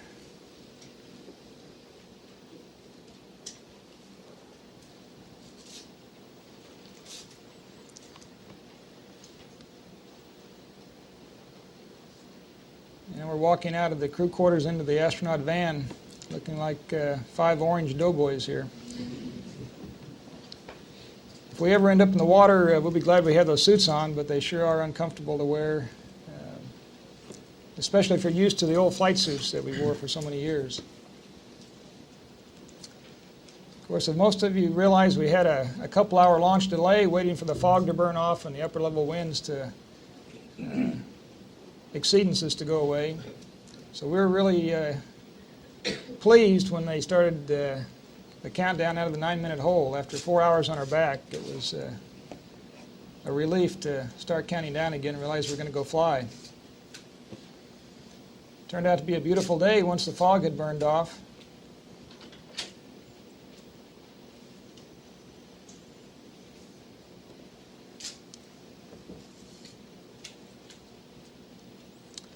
One of the things we did during this flight was activate a camera to record any debris striking the windows during the first couple minutes while the solid rocket boosters are firing. The camera was on John's side over there, and we got down to 10 seconds before liftoff, and all 5 of us in unison said, "Get the camera, John." Wouldn't let him forget that. And of course, after 2 minutes, the solid rocket boosters come off, and that's always a good feeling. Now here we have a shot of the Indian Ocean, the southern tip of India with the island of Sri Lanka. Used to be Ceylon, called Ceylon down there. I think that's a beautiful shot. Once we got past the launch and fully into the orbit phase, we started reconfiguring the cockpit to try and get things ready for the IUS deploy. I think one of the more difficult things about this particular mission is the post-insertion timeline and getting ready for the deploy operations. You've got to configure from your launch configuration, reconfigure the entire orbiter for the deploy operations, for the on-orbit operations. We facilitated this to some extent as soon as we got on orbit by going ahead, getting out of the launch entry suits and getting into our more comfortable on-orbit clothing, which you can see varied somewhat, getting ready for the TDRS and IUS deploy. Once we got everything started, 6 hours and 12 minutes into the mission, we went ahead and deployed the IUS TDRS. It was a successful deploy. We had hearts almost stopped about 2 minutes before deploy. We got a series of anomalies and warnings that looked like everything had failed, and it turns out it was just a data drop on the communication link between the IUS and the orbiter. We got a quick go for the deploy from the ground when they saw that their telemetry was all right, so we proceeded with the deploy and got it off on time. We were very delighted shortly thereafter. Had the 2 burns that it took to get the IUS up to its geosynchronous orbit, and we found out that those 2 burns went on schedule and as programmed. The TDRS was put into its initial orbit. I think it initially had a 40 foot per second underspeed as far as getting to its geosynchronous altitude, but as it turns out that was not all bad. It was a slight underburn, and it was on the right side of things as the orbital mechanics of it go, and was actually started to drift already toward its park orbit. Right after we got done with the TDRS deploy, I had to get into an experiment activation. This is the protein crystal growth experiment. Fascinating experiment because it's one of the things we've learned to do in the microgravity environment of space is to be able to grow crystals, in this case protein crystals, that are used in a variety of applications in pharmacology. From our standpoint on the orbiter, our biggest job after activating the experiment, going ahead and mixing the ingredients, the precipitates that would help to form the crystals, was to do some photography of it. We did an activation photography to capture what the experiment looked like as we started up. This is the Chromex experiment. It's a plant growth experiment. We flew to see how plant roots that would just start to germinate would develop on orbit without the influence of gravity. And that way to see if the chromosome divisions that normally take place would proceed as you'd expect and allow the growth of the plant. This is particularly useful for future ops in space station, where people worry about both for food growth and closed environmental control systems, where you can not only scrub CO2 but generate some oxygen. This is one of the life sciences experiments. It's a transcranial Doppler. It's one of the DSOs. And here we're looking at some blood flow in the middle cerebral artery, and that's the velocity waveform. Looking there on Mike. And we hope to try to correlate changes in blood flow in the brain with possible symptoms of space adaptation syndrome, and in that way maybe get a little bit better handle on what the cause of that is. So we did a fair amount of studies on that to try to get that wrapped up. Here's a little thing we did on the side. There was concerns for space station about how to, since we'll be there for a longer period of time, how to deliver normal type health care, how to care for people. And this is an IV bag, intravenous fluid. And you have bubbles in it. Well, on Earth, they just drift to the top and you get them out. In space, they, in zero-G, they just kind of look like, it's like effervescent. It's just bubbles suspended in the fluid. Well, by just centrifuging it by hand like that, you're able to have all the bubbles migrate to the one end and just bleed it right off without any extra equipment on board. Just use a blood pressure cuff in the IV bag, just as you would here on Earth. So it works real well. Here's Bob doing a central venous pressure measurement, and by blowing in that mouthpiece, he raises his pressure in his lungs to the same pressure as the central venous pressure, and then when that happens, there's no longer any flow, and he was measuring the flow in the external jugular vein there with the flow probe. Also, we thought that there was a study to look at changes in intraocular pressure, just as you measure intraocular pressure for glaucoma. We're using what's called a tono pen, and here you have to anesthetize your cornea, which I just did with those little drops, and now I shove this pen and tap it off my cornea and continue to tap it. And you got to get used to that, just staring in the eye as you bounce it off your cornea. And you can tell when you touch it, not because you feel it, but it changes your refractive error. You can see the thing get blurry. This is John Vellinger's experiment. You know, he's a senior up at Purdue University now. He started this experiment many years ago. He really did a great job with this. I really congratulate him. We saw him last Friday. He told us preliminary results so far. As it turns out, the embryos that launched that were 2 days old had died on landing for some reason up in orbit, and they have to figure that out yet. Also on Easter Saturday, all 16 of 16 that launched that were 9 days old hatched. So maybe some very significant results and a lot of unanswered questions from that experiment. This is another thing for space station we were looking at. They were concerned, could you use standard type medical equipment like for suturing wounds, stitching up wounds as you would in 1G. So we just had a little block with some basically like artificial skin with various lacerations made in it, since they didn't want us to lacerate ourselves. Plus, it's a little tougher to get volunteers for that. It would have been a first, though. Anyway, we got the suture material out and just to see if you could stitch up a wound in the same way you would here on Earth. And Bob did a good job focusing on the suture. You can see it right there. It doesn't tangle up. The normal lengths like you use in the operating room here will work there. It works just fine. What you see on the longeron here is a SHARE experiment, which is a space station radiator assembly. Though it didn't perform as we had predicted, the NASA engineers and mission control team were able to get an awful lot of very, very good data from this experiment, and it really tells us why it's so important to fly pieces of the space station and equipment on early shuttle flights so we can get a good engineering basis for a station. Here we are on the middeck. Mike's looking at a TAGS picture. TAGS is text and graphics, which allows us to send up high fidelity, almost like thermograph type pictures. We use these during our IMAX filming to look ahead at weather satellite photographs so we could tell what areas were going to be clear around the world and which were not. On the flight deck, we did several experiments. This one happens to be a COAS, which is an optical device allowing the crew to realign their inertial platforms in the event that they should malfunction and lose their nav base. Mike was able to do that sighting on the sun.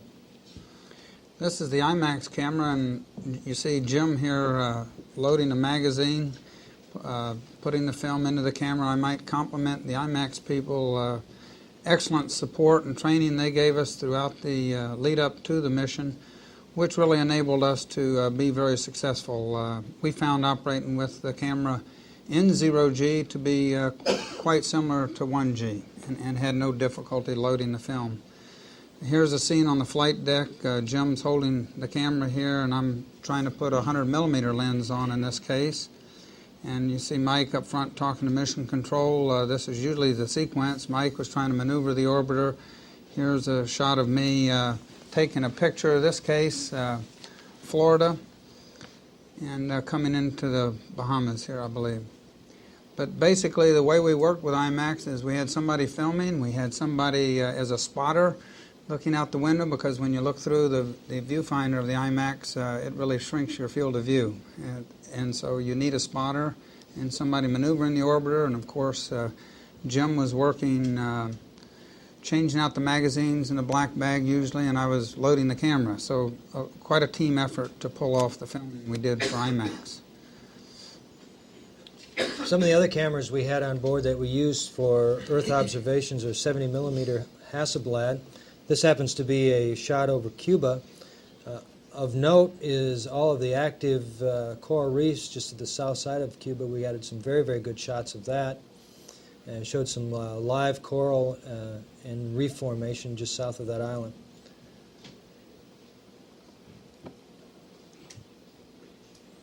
As you can see, the whole East Coast was very clear for most of our mission, including the Caribbean, so we got some footage that normally is cloud covered. Another camera that we used extensively was the Errol Linhof. It's a handheld aerial photography camera, a little bit larger film format, and as a result the resolution is somewhat better than some of the smaller film cameras. This shot is coming over Central America, looking down a chain of volcanoes. You can see the volcanoes sticking up in the lake.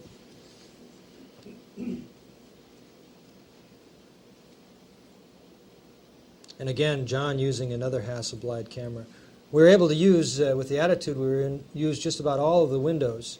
The side windows for oblique shots, overhead windows for directly down, and it worked out very, very well for our Earth observation program. Trouble, we had 4 good windows and 5 crewmen.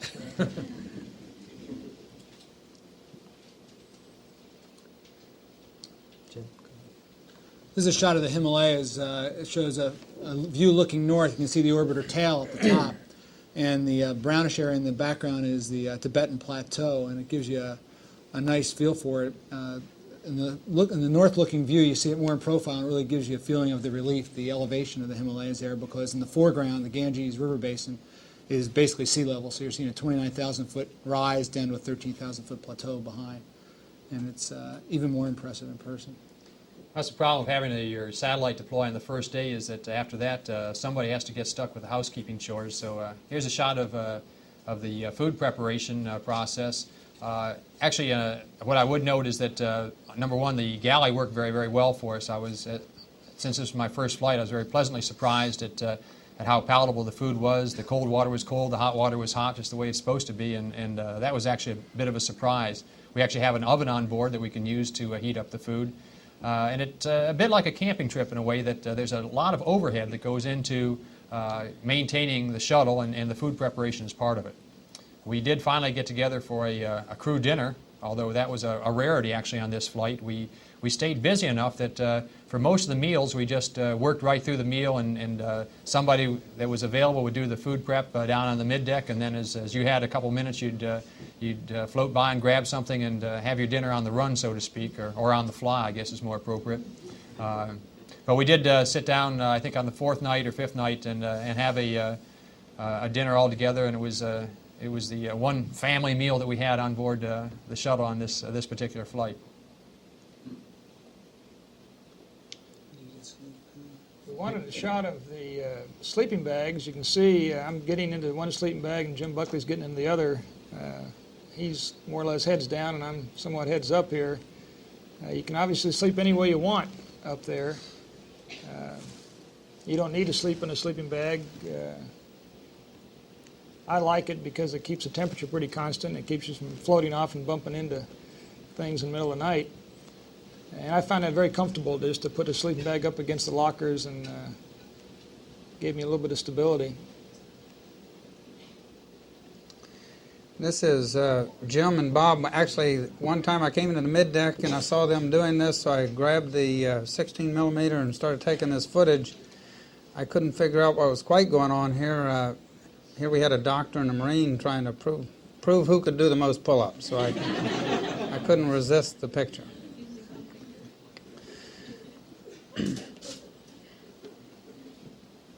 Marine One. The next time I came through the middeck, Jim happened to have this set up, our treadmill, so I jumped on there. They looked like they were doing real good. I thought I'd try it, and unfortunately, that was a lot tougher than I thought it was.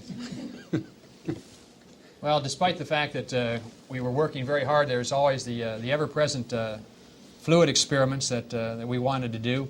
And while on one hand it's a bit of fun doing this, it's also very useful when we're talking to school children. It allows you to see what happens to a fluid when it's released in the microgravity of space, and of course a fluid will tend to assume its minimal energy level, which is a sphere. And that's the science part of it. The fun part of it is watching a bunch of grown men trying to play with bubbles of fluid in zero gravity. We tried very hard to get two spheres to float together to see what they do. That may be impossible. We couldn't do it in an hour or so of trying. This is actually remarkable. This is a remarkable shot because we had. This was just the morning before our press conference on board the shuttle, and we had all changed into clean clothes. Mike had gotten cleaned up, put on a clean white shirt, and then proceeded to play with drops of strawberry juice, which he managed to splatter across his white shirt just before the press conference. Well, this tells the truth. We said we wanted to fly tortillas, and we're more interested in that than fresh bread, but I think it was probably more for the aerodynamic qualities of the tortillas than their actual flavor. Interestingly enough, though, that proved the tortillas proved to be a very good bread substitute. Didn't crumble as much. The suits we normally stored in the airlock, except when we first got on orbit. When you're not in them, there's no weight. They just kind of take on a life of their own, and they take up a lot of room. And here we are, just kind of playing around the night before. We pulled the suits out to check them out to make sure everything was set up the way we thought they should be, and if there was any repair or servicing they needed, we could do that. And it just shows, there's only 2 or 3 suits in the picture, and there's actually 5 of them there. It takes a lot of room. Here's we're just going through a suit donning here. Bob and I, Jim, just helping us a little bit to get in, and you find you can just kind of float and just kind of, with more or less effort, pop on through. I don't have to worry about catching my hair on the neck seal when I come through, so it's probably a little easier for me in that respect. But they're fairly quick donning. The biggest trouble is getting the zipper. You have to pull around, and then you always can. Most of us need a hand. All of us don't. I certainly do. It's the shot of a sunset again. We really enjoyed the sunsets and sunrises, as you've always heard. Whenever we have a cloud mass sticking up into the atmosphere, it's a beautiful sight. This is a shot during reentry taken from Vandenberg Air Force Base. They tell us this is about 150,000 feet up, so that's quite a camera they've got down there. Here we are coming down the outer glide slope, getting ready to land on the runway, Edwards 22. We do so much training in the shuttle training airplane that once you get down below about 15,000 feet, you feel like you've been there 100 times before. It's a very comfortable situation. The only difference is the wind noise. Of course, in the shuttle training airplane, you have the engines running all the time, even in reverse, and it's a little bit noisy, and you don't have that, of course, with a shuttle. So you can hear the wind noise. We're very interested in doing a braking evaluation, which is why we landed on the runway. And we wanted to follow our normal braking profile and put about 25 million foot-pounds into each of the main gear brakes. And we hit that very close. I think we had 22 million in the left side and 29 million foot-pounds on the right side. So it was a very successful test, and it responded quite well. We were very pleased with the brakes. Since it was so cool outside, about 40 degrees, we elected to keep the launch and entry suits on instead of trying to struggle out of them down in the middeck after we landed. It's really crew preference what they want to do when they get on the ground. I believe we have some slides to show you too, if you're ready for those. If we could go ahead and show the slides, we've got a few that we'd like to elaborate on a little bit. One of the requests after STS-29, which had some tile damage, the Atlantis had quite a bit of tile damage. They wished they'd had some shots of the external tank to eliminate one of the possible sources of the debris that caused the tile damage. So They ask us to flip around, do about a 90 to 100 degree turn shortly after main engine cutoff, which I did, and Jim Bajan then floated up from the middeck and grabbed the camera and took some beautiful shots. It required me to get out of the seat right after main engine cutoff, and that worked out very well. And just got up in position, and by the time Mike was just about around in position, a little bit before that, I had the camera unstowed and the light meter and was busy looking for it. And as soon as I saw that we had it in sight, I gave Mike a call and we stopped the maneuver and shot, I guess, about 95 shots of it. And the tank was tumbling at this point. I would judge probably one revolution end over end about every 10 seconds or so.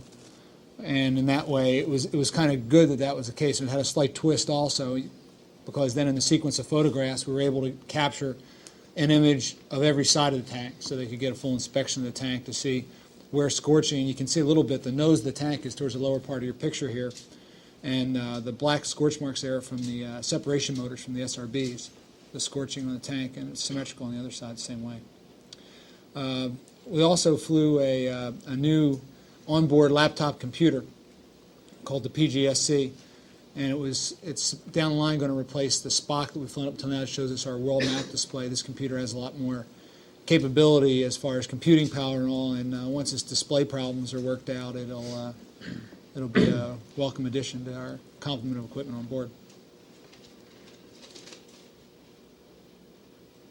This shot, and it's kind of hard to see. I'm not sure what view you have there, but it was just showing some of the in-flight maintenance procedures we had to perform on the Chromex. We had a few problems with the plant growth experiment that required us to take the front cover off, check thermocouples, and put some manual reading temperature sensors on it that then had to be monitored hourly for the majority of the remainder of the mission. Okay. The IMAX film had to be changed out in darkness, so we put the magazines inside this very large bag, zipped it inside, and then we did it just by feel. So inside is a magazine, new roll of film, put the film inside the magazine, and then take the old film, which we just shot, put it inside a can and tape it all up inside this bag so that we didn't expose it to daylight.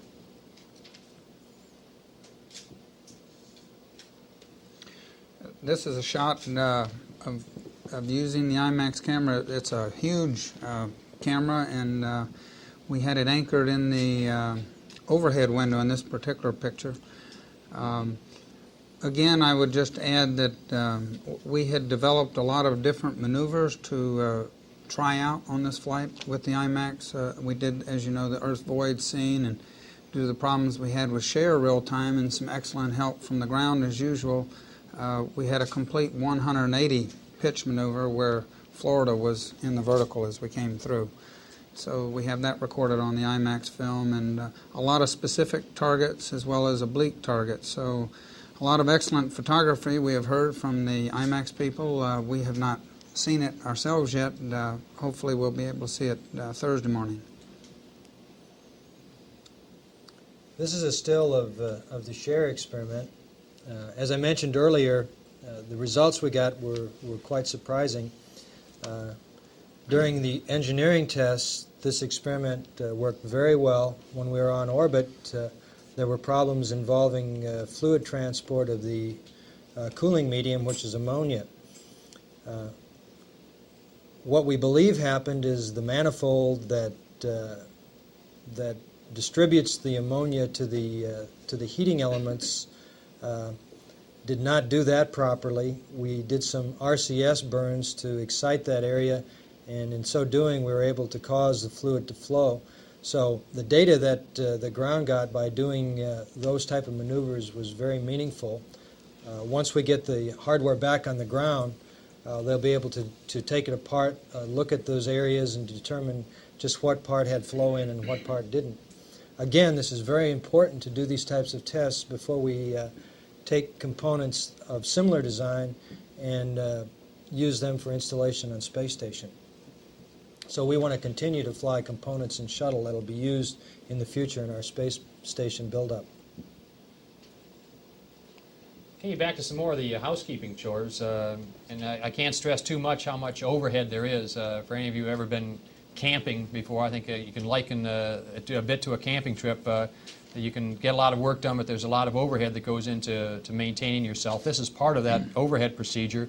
I'm changing out to the lithium hydroxide canisters. We use the lithium hydroxide to scrub the CO2 out of the air, and that's a process that we do twice a day. We change out one canister first thing in the morning in the post-sleep, and then another canister just pre-sleep before we go to bed at night.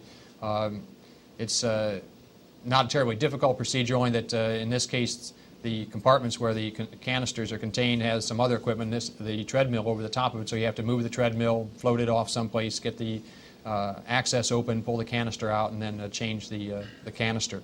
But it's typical of the, like I say, the housekeeping chores, the overhead that we have to do to maintain the vehicle while we're doing some of the other experiments. However, not all the time was spent on the middeck changing out lithium hydroxide. I did get a chance every once in a while to sneak up to one of the windows and take a picture or two. In this case, I'm using the Aero Linhof camera.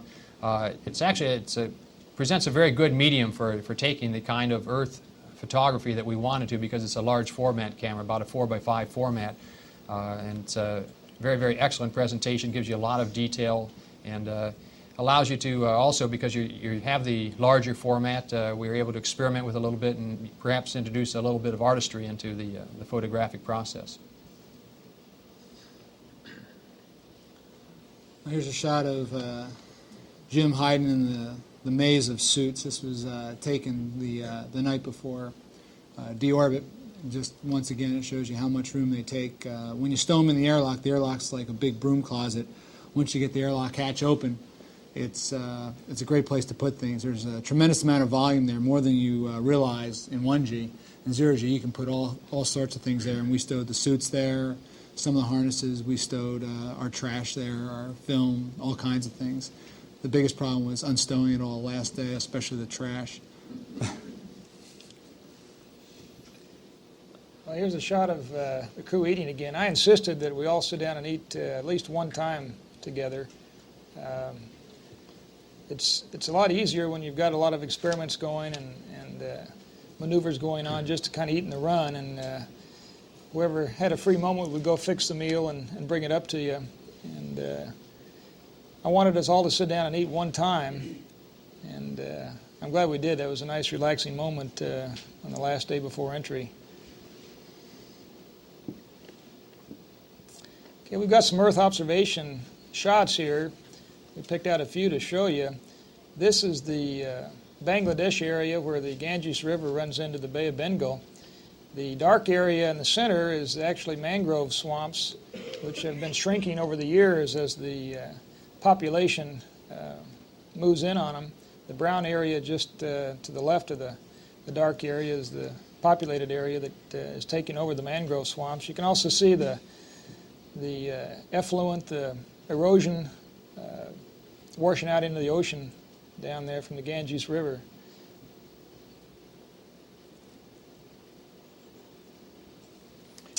This picture is in northern Mexico.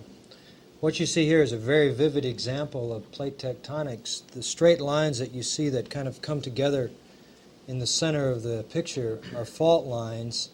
You can see just from this perspective the dynamics that must take place in fault slip zones where plates come together. So we get a good view of plate tectonics and geology from this perspective, one that you can't get anywhere else. This particular picture is in West Africa, Mauritania. You can see the Sahara Desert there, and over the years, with all our Earth observation photography from many space missions, the Sahara has been moving south across Africa. And there's usually a great deal of sand, which is blowing with dust storms across that area of Africa. And in fact, you can see it swirling out into the Atlantic Ocean. Surprisingly, on our flight, and this picture certainly shows it very graphically, that phenomena was not occurring during our flight. Well, this is another shot of the Himalayas. We during the day sometimes we were often busy, especially Bob and I, and we wouldn't get to see some of the views we'd like. And it just so happened that the Himalayas always seemed to come up during our sleep period. One of the serendipitous occurrences was that by slipping 2 hours on our launch, we managed to move up the gain 1 or 2 extra orbits of seeing the Himalayas, because now they were in light instead of darkness. Normally we would have missed those early revs. So instead of having to stay up till midway through our sleep period, we could catch it early on in the first couple hours, and it saved us a few hours of sleep, though. I think a lot of times we stayed up for all of the revs anyway. But once again, in the upper part, you can see the brownish, which is the more desolate, arid areas of the Tibetan Plateau, which is, like I said, around 13,000 feet, sloping up to where the snow-capped mountains are, and Everest is there a little bit left to center in your screen. And that's up to 29,028 feet at Mount Everest, of course. And then down at the lower part is the Ganges River basin, which is down basically at sea level. So you see quite a bit of relief in just one view. And it was always impressive to look at, and I think we all took advantage of every opportunity we had to see that area. This is in southeast Africa. It's Lake Natron in southern Kenya. It's in what they call the Rift Valley of Kenya. Surprisingly here, there's a lot of algae as well as tens of thousands of flamingos in that area feeding off the lake, and so that causes that striking color balance in the lake. What's significant here from the geologist's viewpoint is that this is that place in Africa where they say, with the plate tectonics going on with the Earth that Jim referred to earlier, the plates are actually pulling apart here, and of course one day in the future part of Africa will break off and an ocean will form in that area. This is a shot of the Bahamas, and the lighter area in the lower left-hand part of the screen that looks a lighter blue is a shallow area, and it ranges anywhere from 30 to 40 feet in depth up to maybe 200. And it's a light sandy bottom and coral that's showing through and gives it that light color. Down towards the lower right-hand tip of the major island there, you can see striations or ridges, and what you're actually seeing is the way the sand has been carved by ocean currents there to make ridges in the ocean bottom, and you can appreciate that from orbit. Then there's the fairly abrupt drop-off to the darker blue, where we're looking at basically the Atlantic Ocean proper there, and it drops down to about 3,000 foot in depth, and just by color differences and shading you can tell all that from orbit, and it's really quite beautiful. This is one of the great mysteries. This looks like an impact crater. It's a Rashat structure in West Africa. In fact, it is not an impact crater. Geology teams that have gone in have determined that it's not an impact crater, and it's somewhat mysterious how the concentric rings form like that. Some kind of doming formation that we don't really understand yet. This shot is over Mexico. In the center, you see kind of a hazy area between two volcanic mountain ridges. That's Mexico City. And what we've captured here is that haze is really pollution coming from Mexico City itself. One of the things that we very much wanted to see on orbit is how much man-made and natural pollution is going into our atmosphere. And the question that comes up is whether or not over a long period of time this is a self-healing thing. So one of the very, very strong reasons to do this type of photography is to see what happens and what is happening to our environment over a long period, to see whether or not we're doing irreparable damage or whether the environment can accommodate it. This is a very good example of what Jim just led into. You're in, again, Southeast Africa.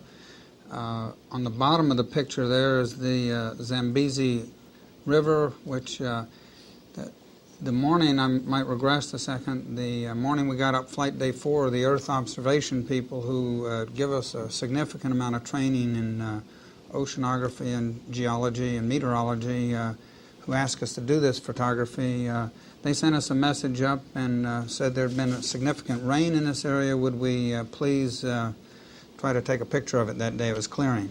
So we did that, and here again, as I said, is the Zambezi River cutting across the bottom of the picture, and you can see the sandbars in there and a lot of the erosion that came from the heavy rains. Also, it was a striking example here of the ecological effects of depending on how you do land management. If you look at in the top center, you'll see a straight line almost in that one area where there's some brownish territory to the left, and on the right more green. As it turns out, that is the border between Malawi and Mozambique. So Malawi on the left side, you could say, could use some better land management, and congratulations to Mozambique. Here's a technique of irrigation that we sometimes use in this country. It's the pivot irrigation. The green areas are areas that are being used with the getting water from the land. This is in Saudi Arabia, not too far from the capital of Riyadh. You can see a bit of a study in contrast. The sand dunes of the upper left-hand corner, the little lighter area that shows you that you're right on the edge of the desert, and yet there's been a tremendous impact by using modern irrigation techniques to reclaim some of the land. And this is part of what we're trying to capture when we take these photographs from space, is to be able to show how the Earth is changing, and how in some cases you've seen erosion and deterioration of the environment, and yet in other areas by using modern technology we've been able to reclaim some of it. Another shot in Saudi Arabia. This points out a little bit better to you the detail photography. Here using a 250 millimeter lens, which gives you a little better perspective. Down the lower right-hand corner is the island of Bahrain. The city of El Aman is in the center of the picture, and you can actually see some of the large petroleum docks sticking out into the Gulf there. On some occasions we have, when you've got an area around the oil-rich nations and you can see the petroleum docks, we've actually been able to capture the release of pollutants into the ocean at that time. This picture, we don't have any pollutants. On a larger scale of this same picture, you can actually see several of the large freighters, ocean tankers in the picture as well. I think finally this is our last slide. This is Sakurajima, which is an active volcano on the island of Kyushu in Kagoshima Bay. You can see the smoke pall coming from that volcano. This is a natural pollutant. What we're interested in here is just how much aerosols are getting pumped into primarily the stratosphere. And again, that type of thing affects our ozone. But one can look at that smoke pall, and through the photography that we take, make an estimation of just how much is going into the atmosphere and where it's going downstream.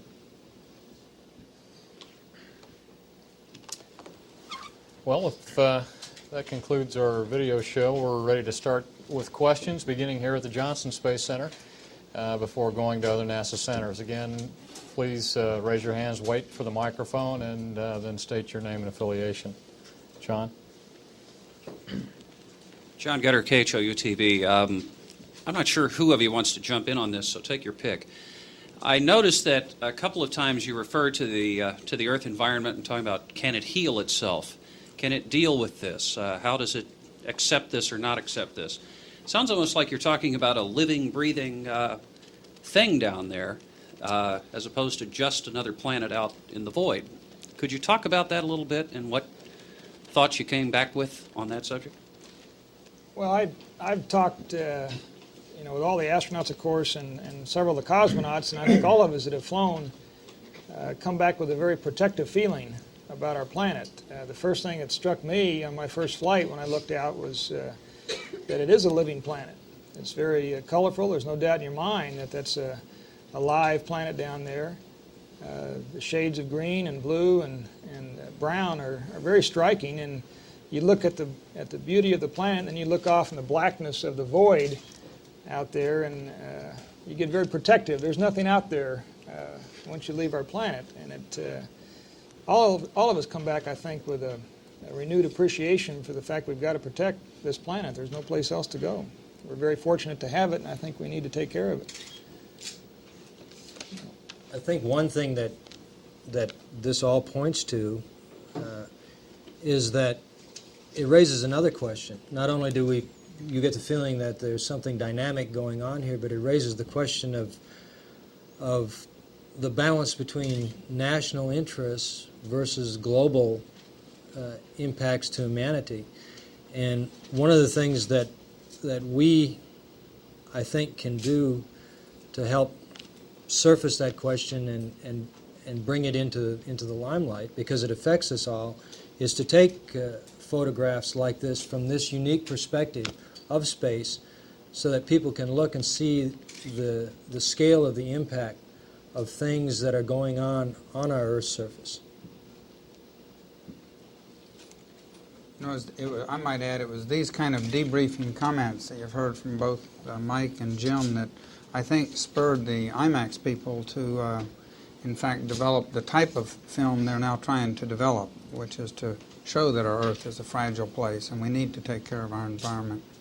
So that certainly is a nice commercial endeavor that maybe will help educate some people in the world as to the need to take care of the environment. Rob Navius, UPI Radio. For Mike, have you heard anything yet about either the cause and or effect of the nicks in the 17-inch disconnect or your combustion chamber, the minor cracks they found in main engine number 1? No, we haven't, and that's something that was discussed a little bit this week. They're still looking for analysis and all that.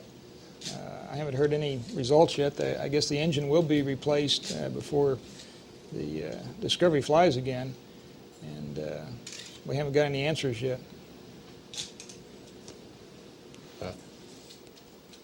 Beth Dickey with Final Frontier. This is for those of you who are on your first flight.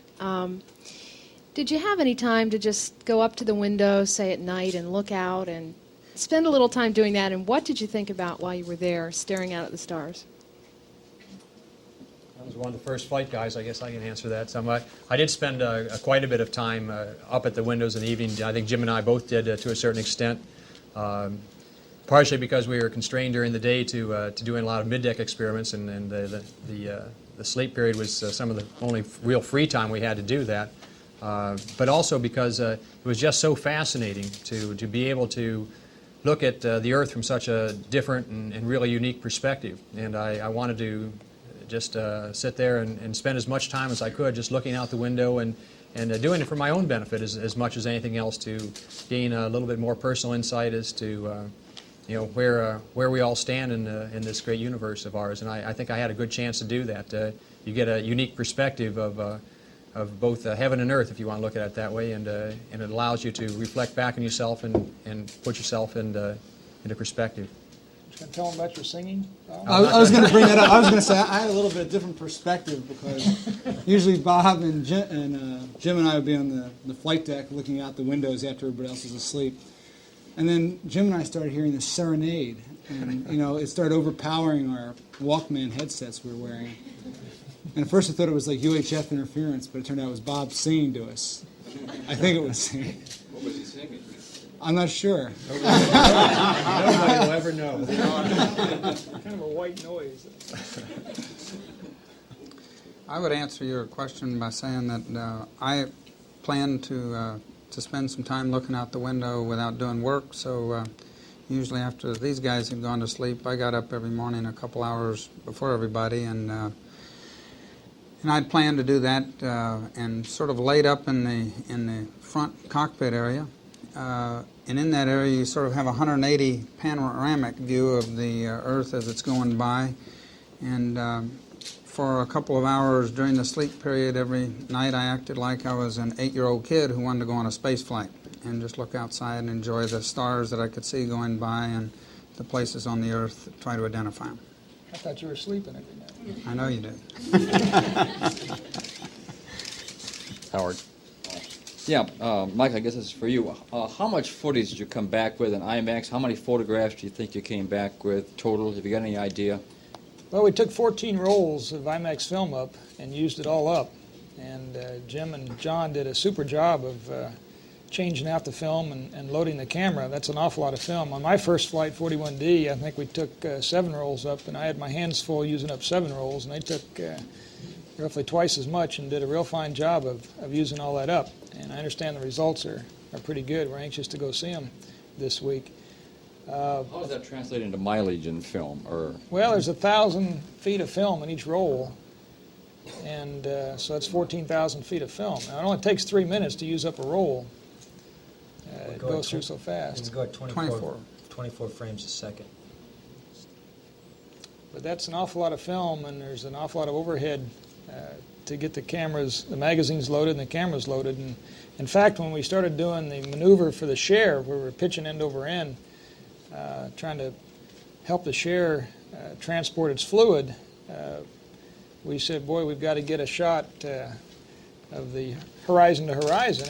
And the Mission Control Center called up and gave us a time where if we started the maneuver right then, we'd get a good shot of Florida. Naturally, it was right in the middle of a camera change-out, and we told John to hustle and get that camera up here, and I think he made it with about 10 seconds to spare, getting the camera in the window, and we understand it's a beautiful shot, horizon to horizon right over Florida. And I think, I don't know, I've heard something like 3,000 still photos that we took all together. Rob? For any of you, you all had a chance to talk to the president while you were on orbit, and you were at the White House the other day. Have you come back with a sense that this administration has pumped a bit of life back as far as impetus is concerned into the space program? I think so. President Bush certainly is saying all the words that we'd like to hear. He's the first one to admit that we've got a lot of constraints, fiscal constraints. The budget deficit's going to be a real problem. But he seems to understand that if we scrimp and save on the space budget, it's the next generation and the next generation after that that's going to pay for it.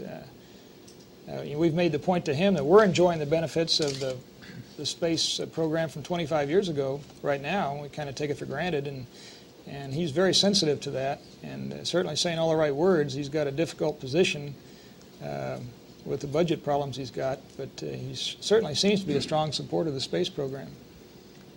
Yeah, I was very excited when we were on orbit when he mentioned Space Station Freedom, and as well last Friday up at the White House, because if I had one impression that left me as we left orbit was, number one, I didn't want to leave orbit, and number two, I couldn't understand why it's a shame that we put a vehicle up there like that, and when it's on orbit, it really is a space station for 5 days. We were in a space station for 5 days, and it's kind of a shame when you think about it. We have 365 days a year, and we fly 6, 7 flights, 5-day missions, 4-day missions, 6-day missions, and we're losing a lot of time. And that's time for smart scientists to figure out maybe new things that can help all of humanity. So I just left orbit thinking it's a shame we don't have a space station in orbit today, and I'm really happy to hear President Bush talking about Space Station Freedom.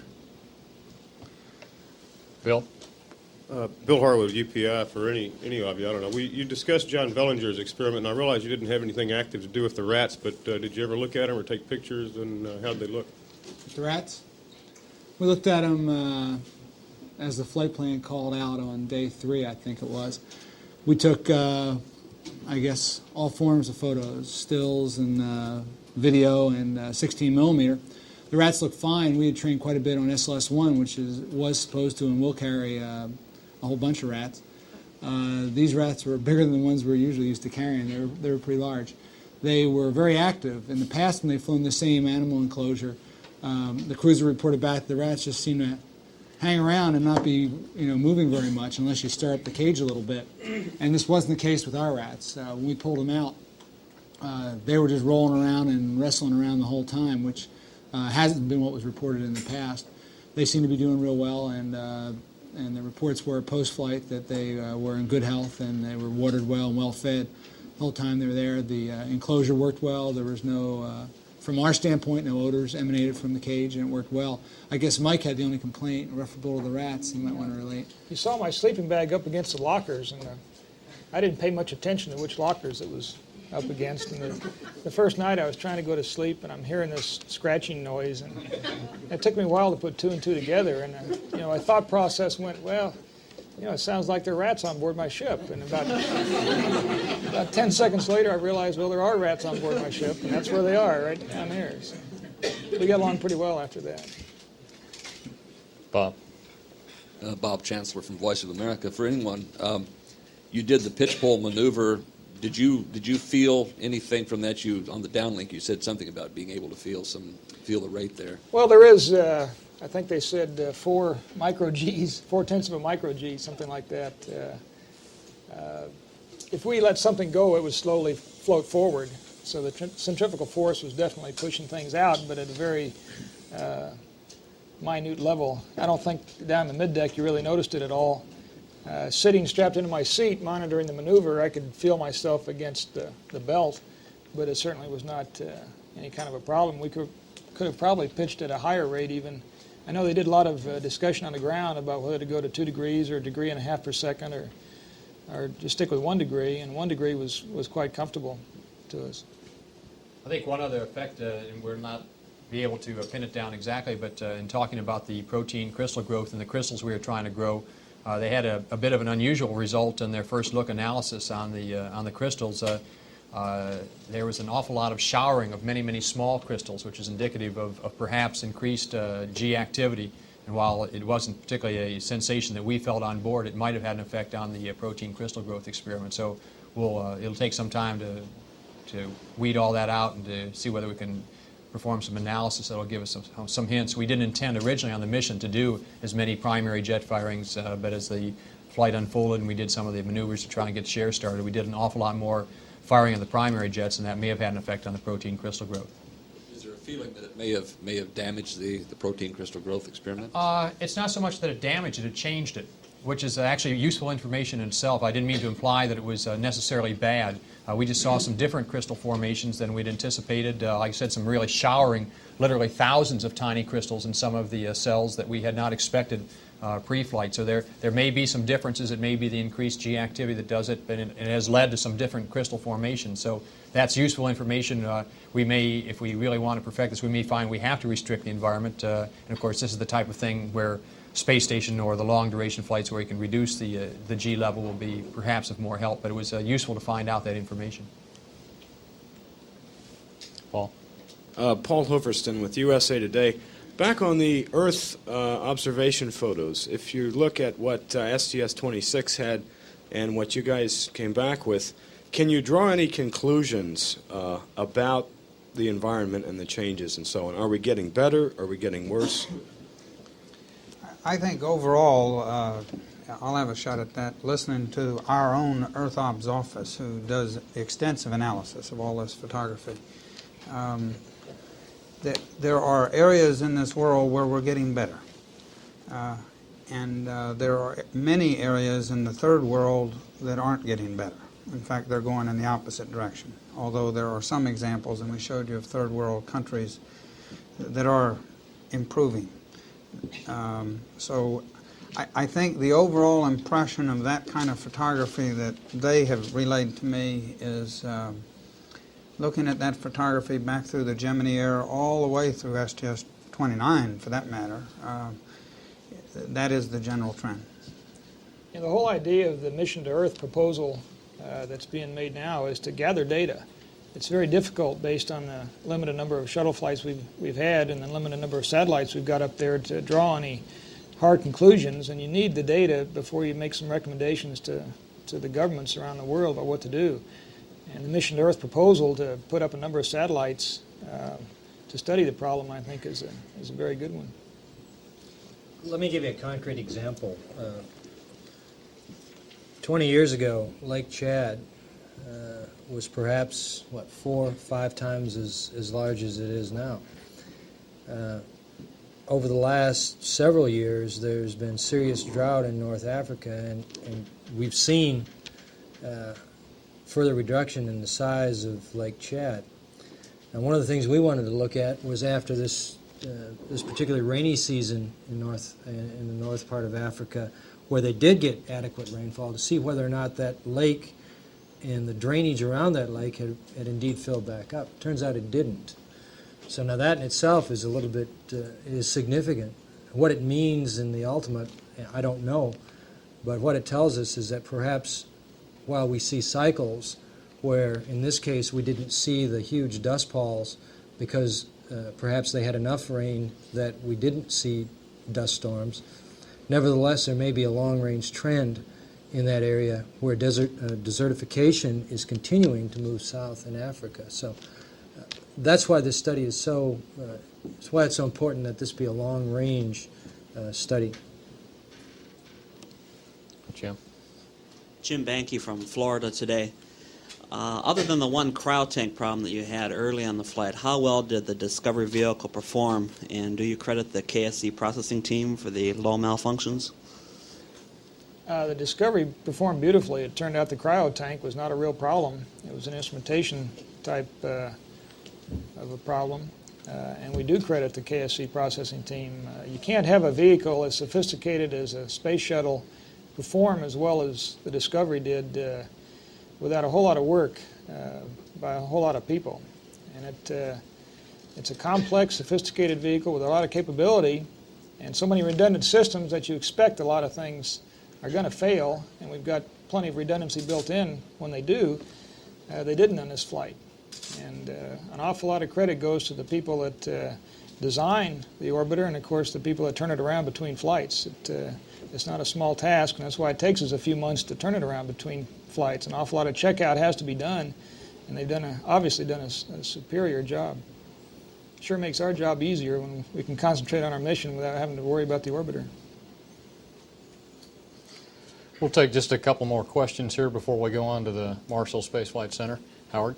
Yeah, I guess Mike. What's next for the crew now? Are you going to go on a public relations trip any place? And then are you all going to get back in line for another flight? We hope to all get in line for another flight. Jim Bajan's already been assigned to SLS-1 again. And I expect the rest of the crew will get back at the end of the line again to go fly. We do have some appearances lined up. We're supposed to go up to Capitol Hill, looks like a week after next, and pay our respects to Congress and see if we can sell them on the space program as much as we can.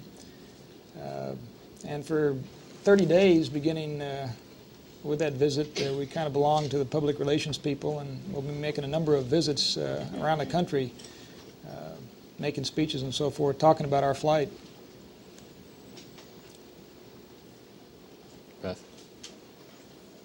Beth Dickey with Final Frontier again. Did your fax machine work as well as it was expected to? And for you, Jim, since you are the big spacesuit guy, how did your suit fit? Well, answer the tags question first. The fax you're talking about is tags. Fax came late to the space shuttle. But the tags worked just fine.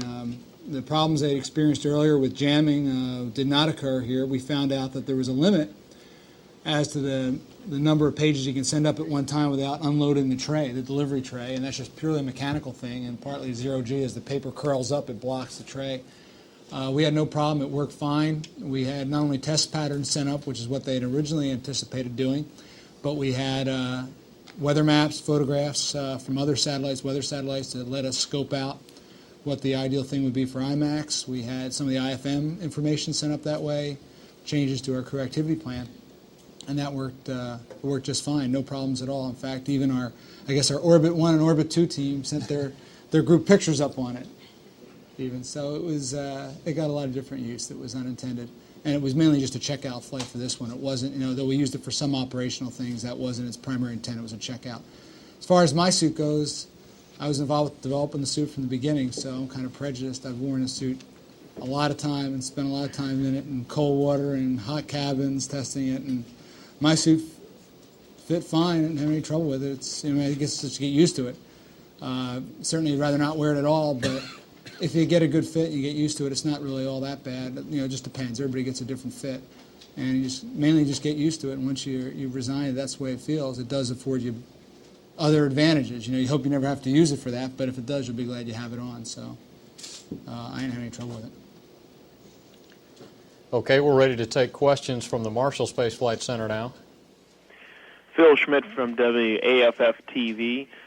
In the chicken egg experiment, which eggs hatched and which ones didn't? Okay, I'll try that.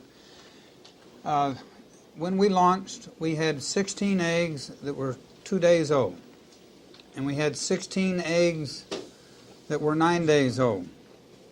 The 9-day-old eggs hatched on Easter Saturday, 16 of 16. On landing, when John Vellinger and the rest of his team of people with him looked in the apparatus, 16 of 16 that were 2 days old were dead. And I've never seen John so devastated. He was really upset. But I may say that specifically answers. Tasted good though. Yeah, that specifically answers your question. But I think the result in the end is maybe a quite exciting one. I mean, here's a student who started out in the 9th grade, had a student project, tried to get this thing into the NASA student program. He finally did. It flew aboard Challenger. It didn't make it that time, so he got it on board our flight, and he flew it again, and he stuck with it. He's now a senior at Purdue, and what looked like a very simple experiment may turn out to have generated thousands of questions now instead of any answers to anything. It's certainly a great mystery as to why this happened, and I'm sure a lot of people will be thinking about that as well. Where is the break point? And so you could go on and on with all the possibilities that this experiment has opened up. Well, that concludes the questions for Marshall. We can come back here for a little while longer if we have some questions here to entertain. Bob? For Jim Bajan, I heard an interview with you in which you said you sort of hoped that you might be sick so you could get a first-hand impression of what space motion sickness is like. Did you succeed? Well, I think I did say that, and though I kind of I got my illness before I flew, though, unfortunately from drinking contaminated water. I guess the city of Houston pumped into JSC, so I was sick before I launched, and during the early part of the mission. So that wasn't the sickness I anticipated. I was fortunate. My symptoms were fairly mild. The first day were non-existent. The second day didn't feel real great, and it was hard to discern which illness it was. But it was enough to let you know that you don't like to have it. We collect a lot of good data on the transcranial Doppler, and it'll be interesting to see how that correlates with what we saw.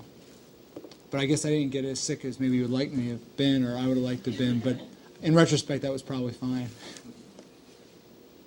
Bob Moon, AP Radio. For Commander Coates, did the suits going up on ascent cause you any problems in terms of being able to do certain things in commanding the spacecraft? Well, the suits do have an effect on you. The first effect we noticed during our practice countdown, and again on the actual launch day, I'm the first one to climb in and strap in about 2.5 hours before liftoff, and then we had a couple-hour delay. So I'd been on my back a little over 4 hours.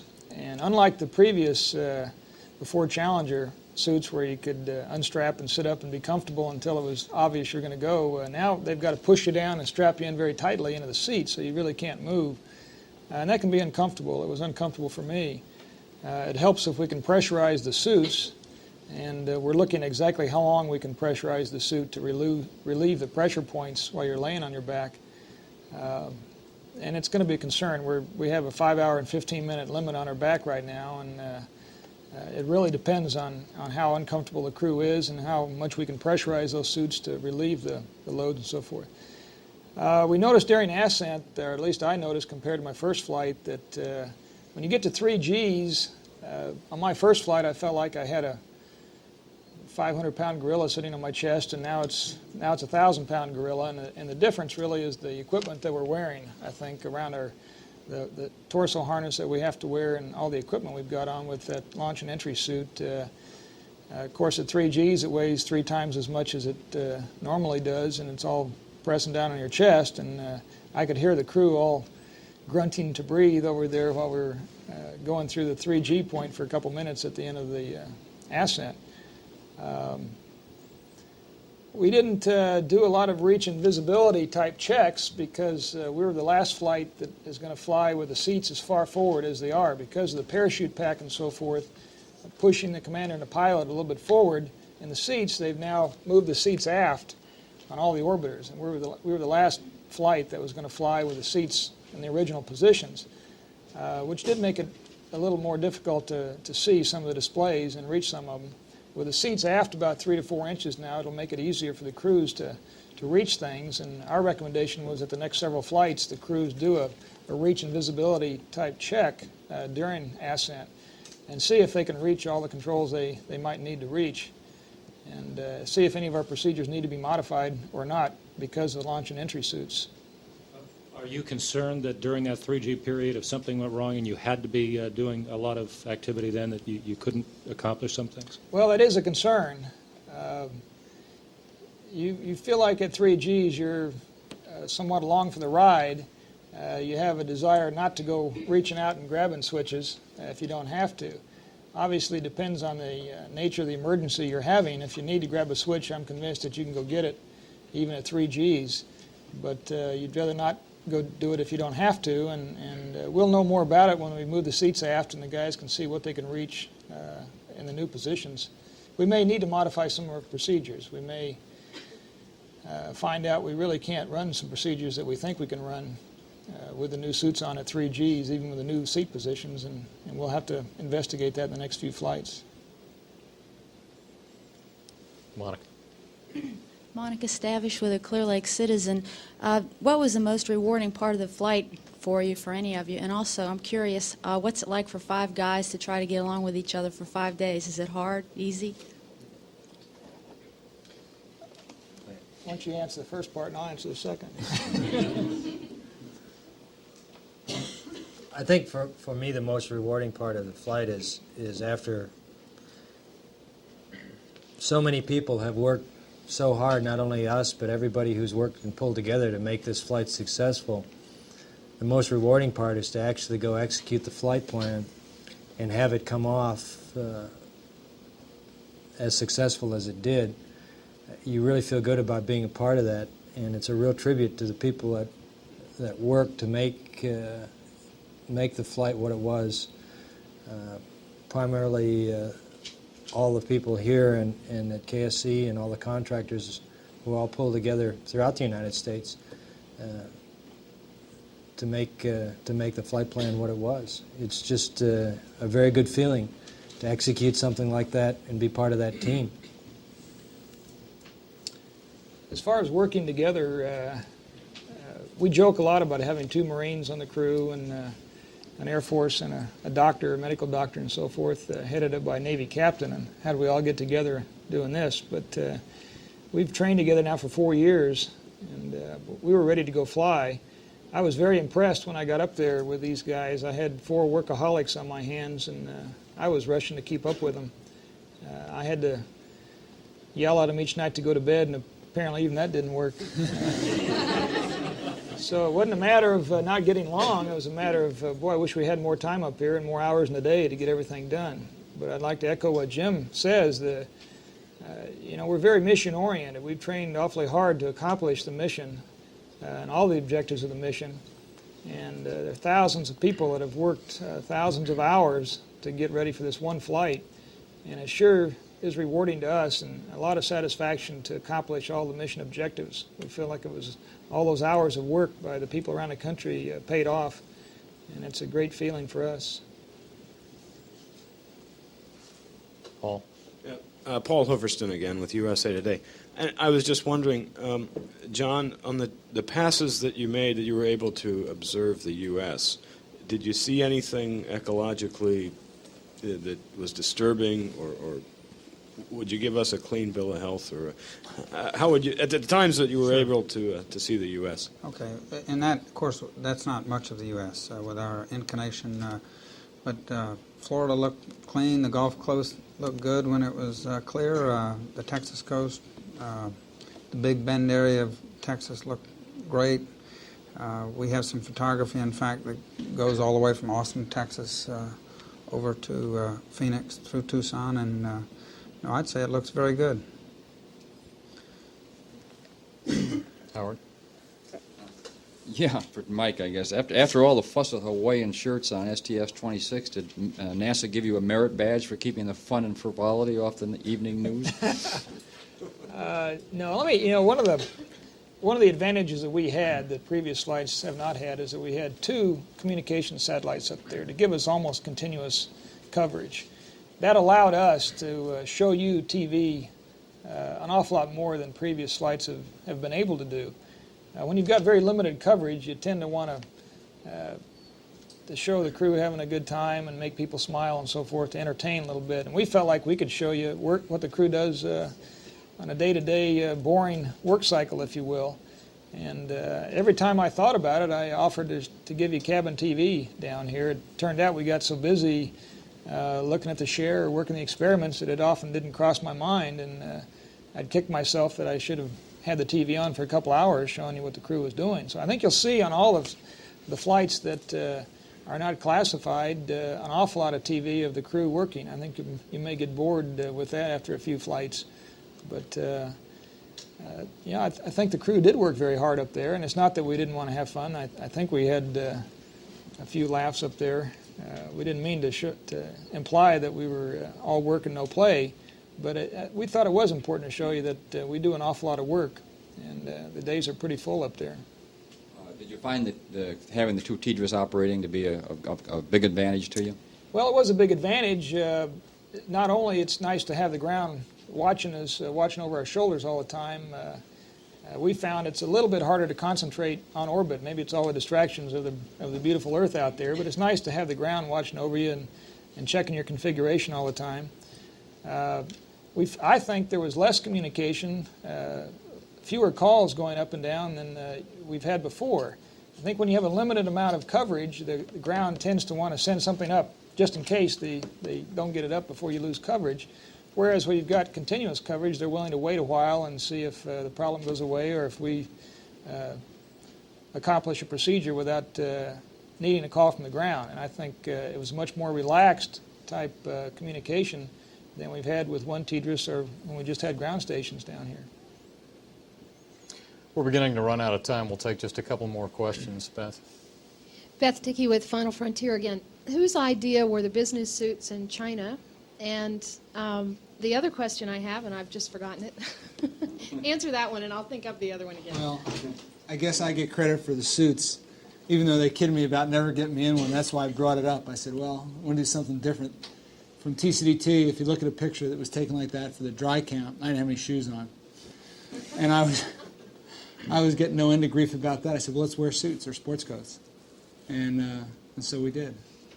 And I guess it was the biggest sacrifice for me to do that, as Mike pointed out. Well, I've seen Jim in a coat and tie 3 times now. 2 press conferences and breakfast on March morning.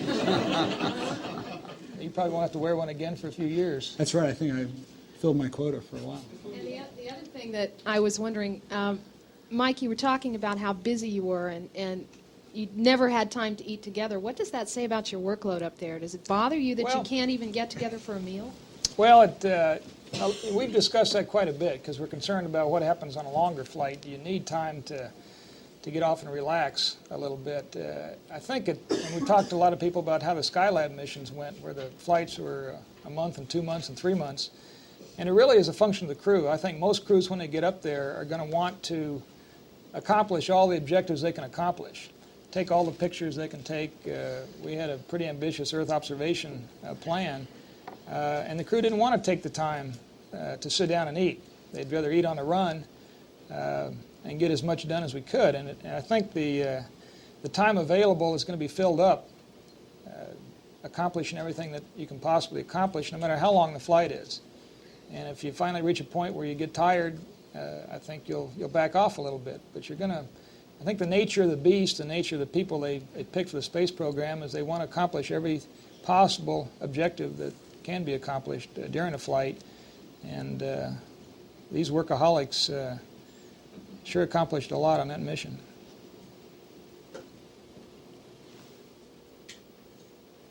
Pat Jackson with Reuters. STS-29 brought back pictures of the Amazon basin's pollution due to the fires. What did you notice there this time? Is it as bad as it was then? Worse? What? We could not tell because it was weathered in the area. Had a great deal of weather and cloud cover most of the time, so I don't think we could answer that very good. Let me ask one more. And you were talking about the plant situation. How far along do the plants get, and how do they differ from being on Earth? Well, we didn't. That data is being reduced now. We didn't pull the plants themselves out and inspect them. We maintain the atmosphere, the G environment, the humidity, temperature. That was all very critical. There was also a control group of plants that was run simultaneously. What they want to look is at the root tip formation, both macroscopically. What the form of the roots are. With geotropism. Is gravity a big hit? Is it more towards water hydrotropism, and also microscopically to see, were the actual mitoses, the cell divisions, normal or not? Did you have, if there are problems in the overall form, can you trace that then to microscopic changes that might tell you that the actual cell division is somehow impeded or mutated to some extent due to lack of gravity? In fact, that is correlated in some way with the chick experiment. There's a big question, since all the 2-day embryos died or were non-viable. Is there a certain point in the differentiation of the cell types that they're vulnerable to effects of loss of gravity, that maybe gravity plays up to now an unknown role but a very essential role, and once you get past that point, the older ones, 9 days I guess it was, that they're past that crucial gate, if you will, and then they could develop normally, if they do develop normally, in fact. And that's a big question, both for plants, which is what the Chromex experiment was designed to look at, and the student experiment, the chick embryos, was also designed to look at that. So if that turns out to be a big limiter, that there's some gate you can't start a new cell line, let's say, that has great implications for long-duration space stays. It means you're going to have to, life cannot arise anew in orbit if that turns out to be true, or you have to supply a G environment for a period of time. Does that answer your question? Well, I don't think we left anything out, so with that, we'll conclude the press conference. Thank you.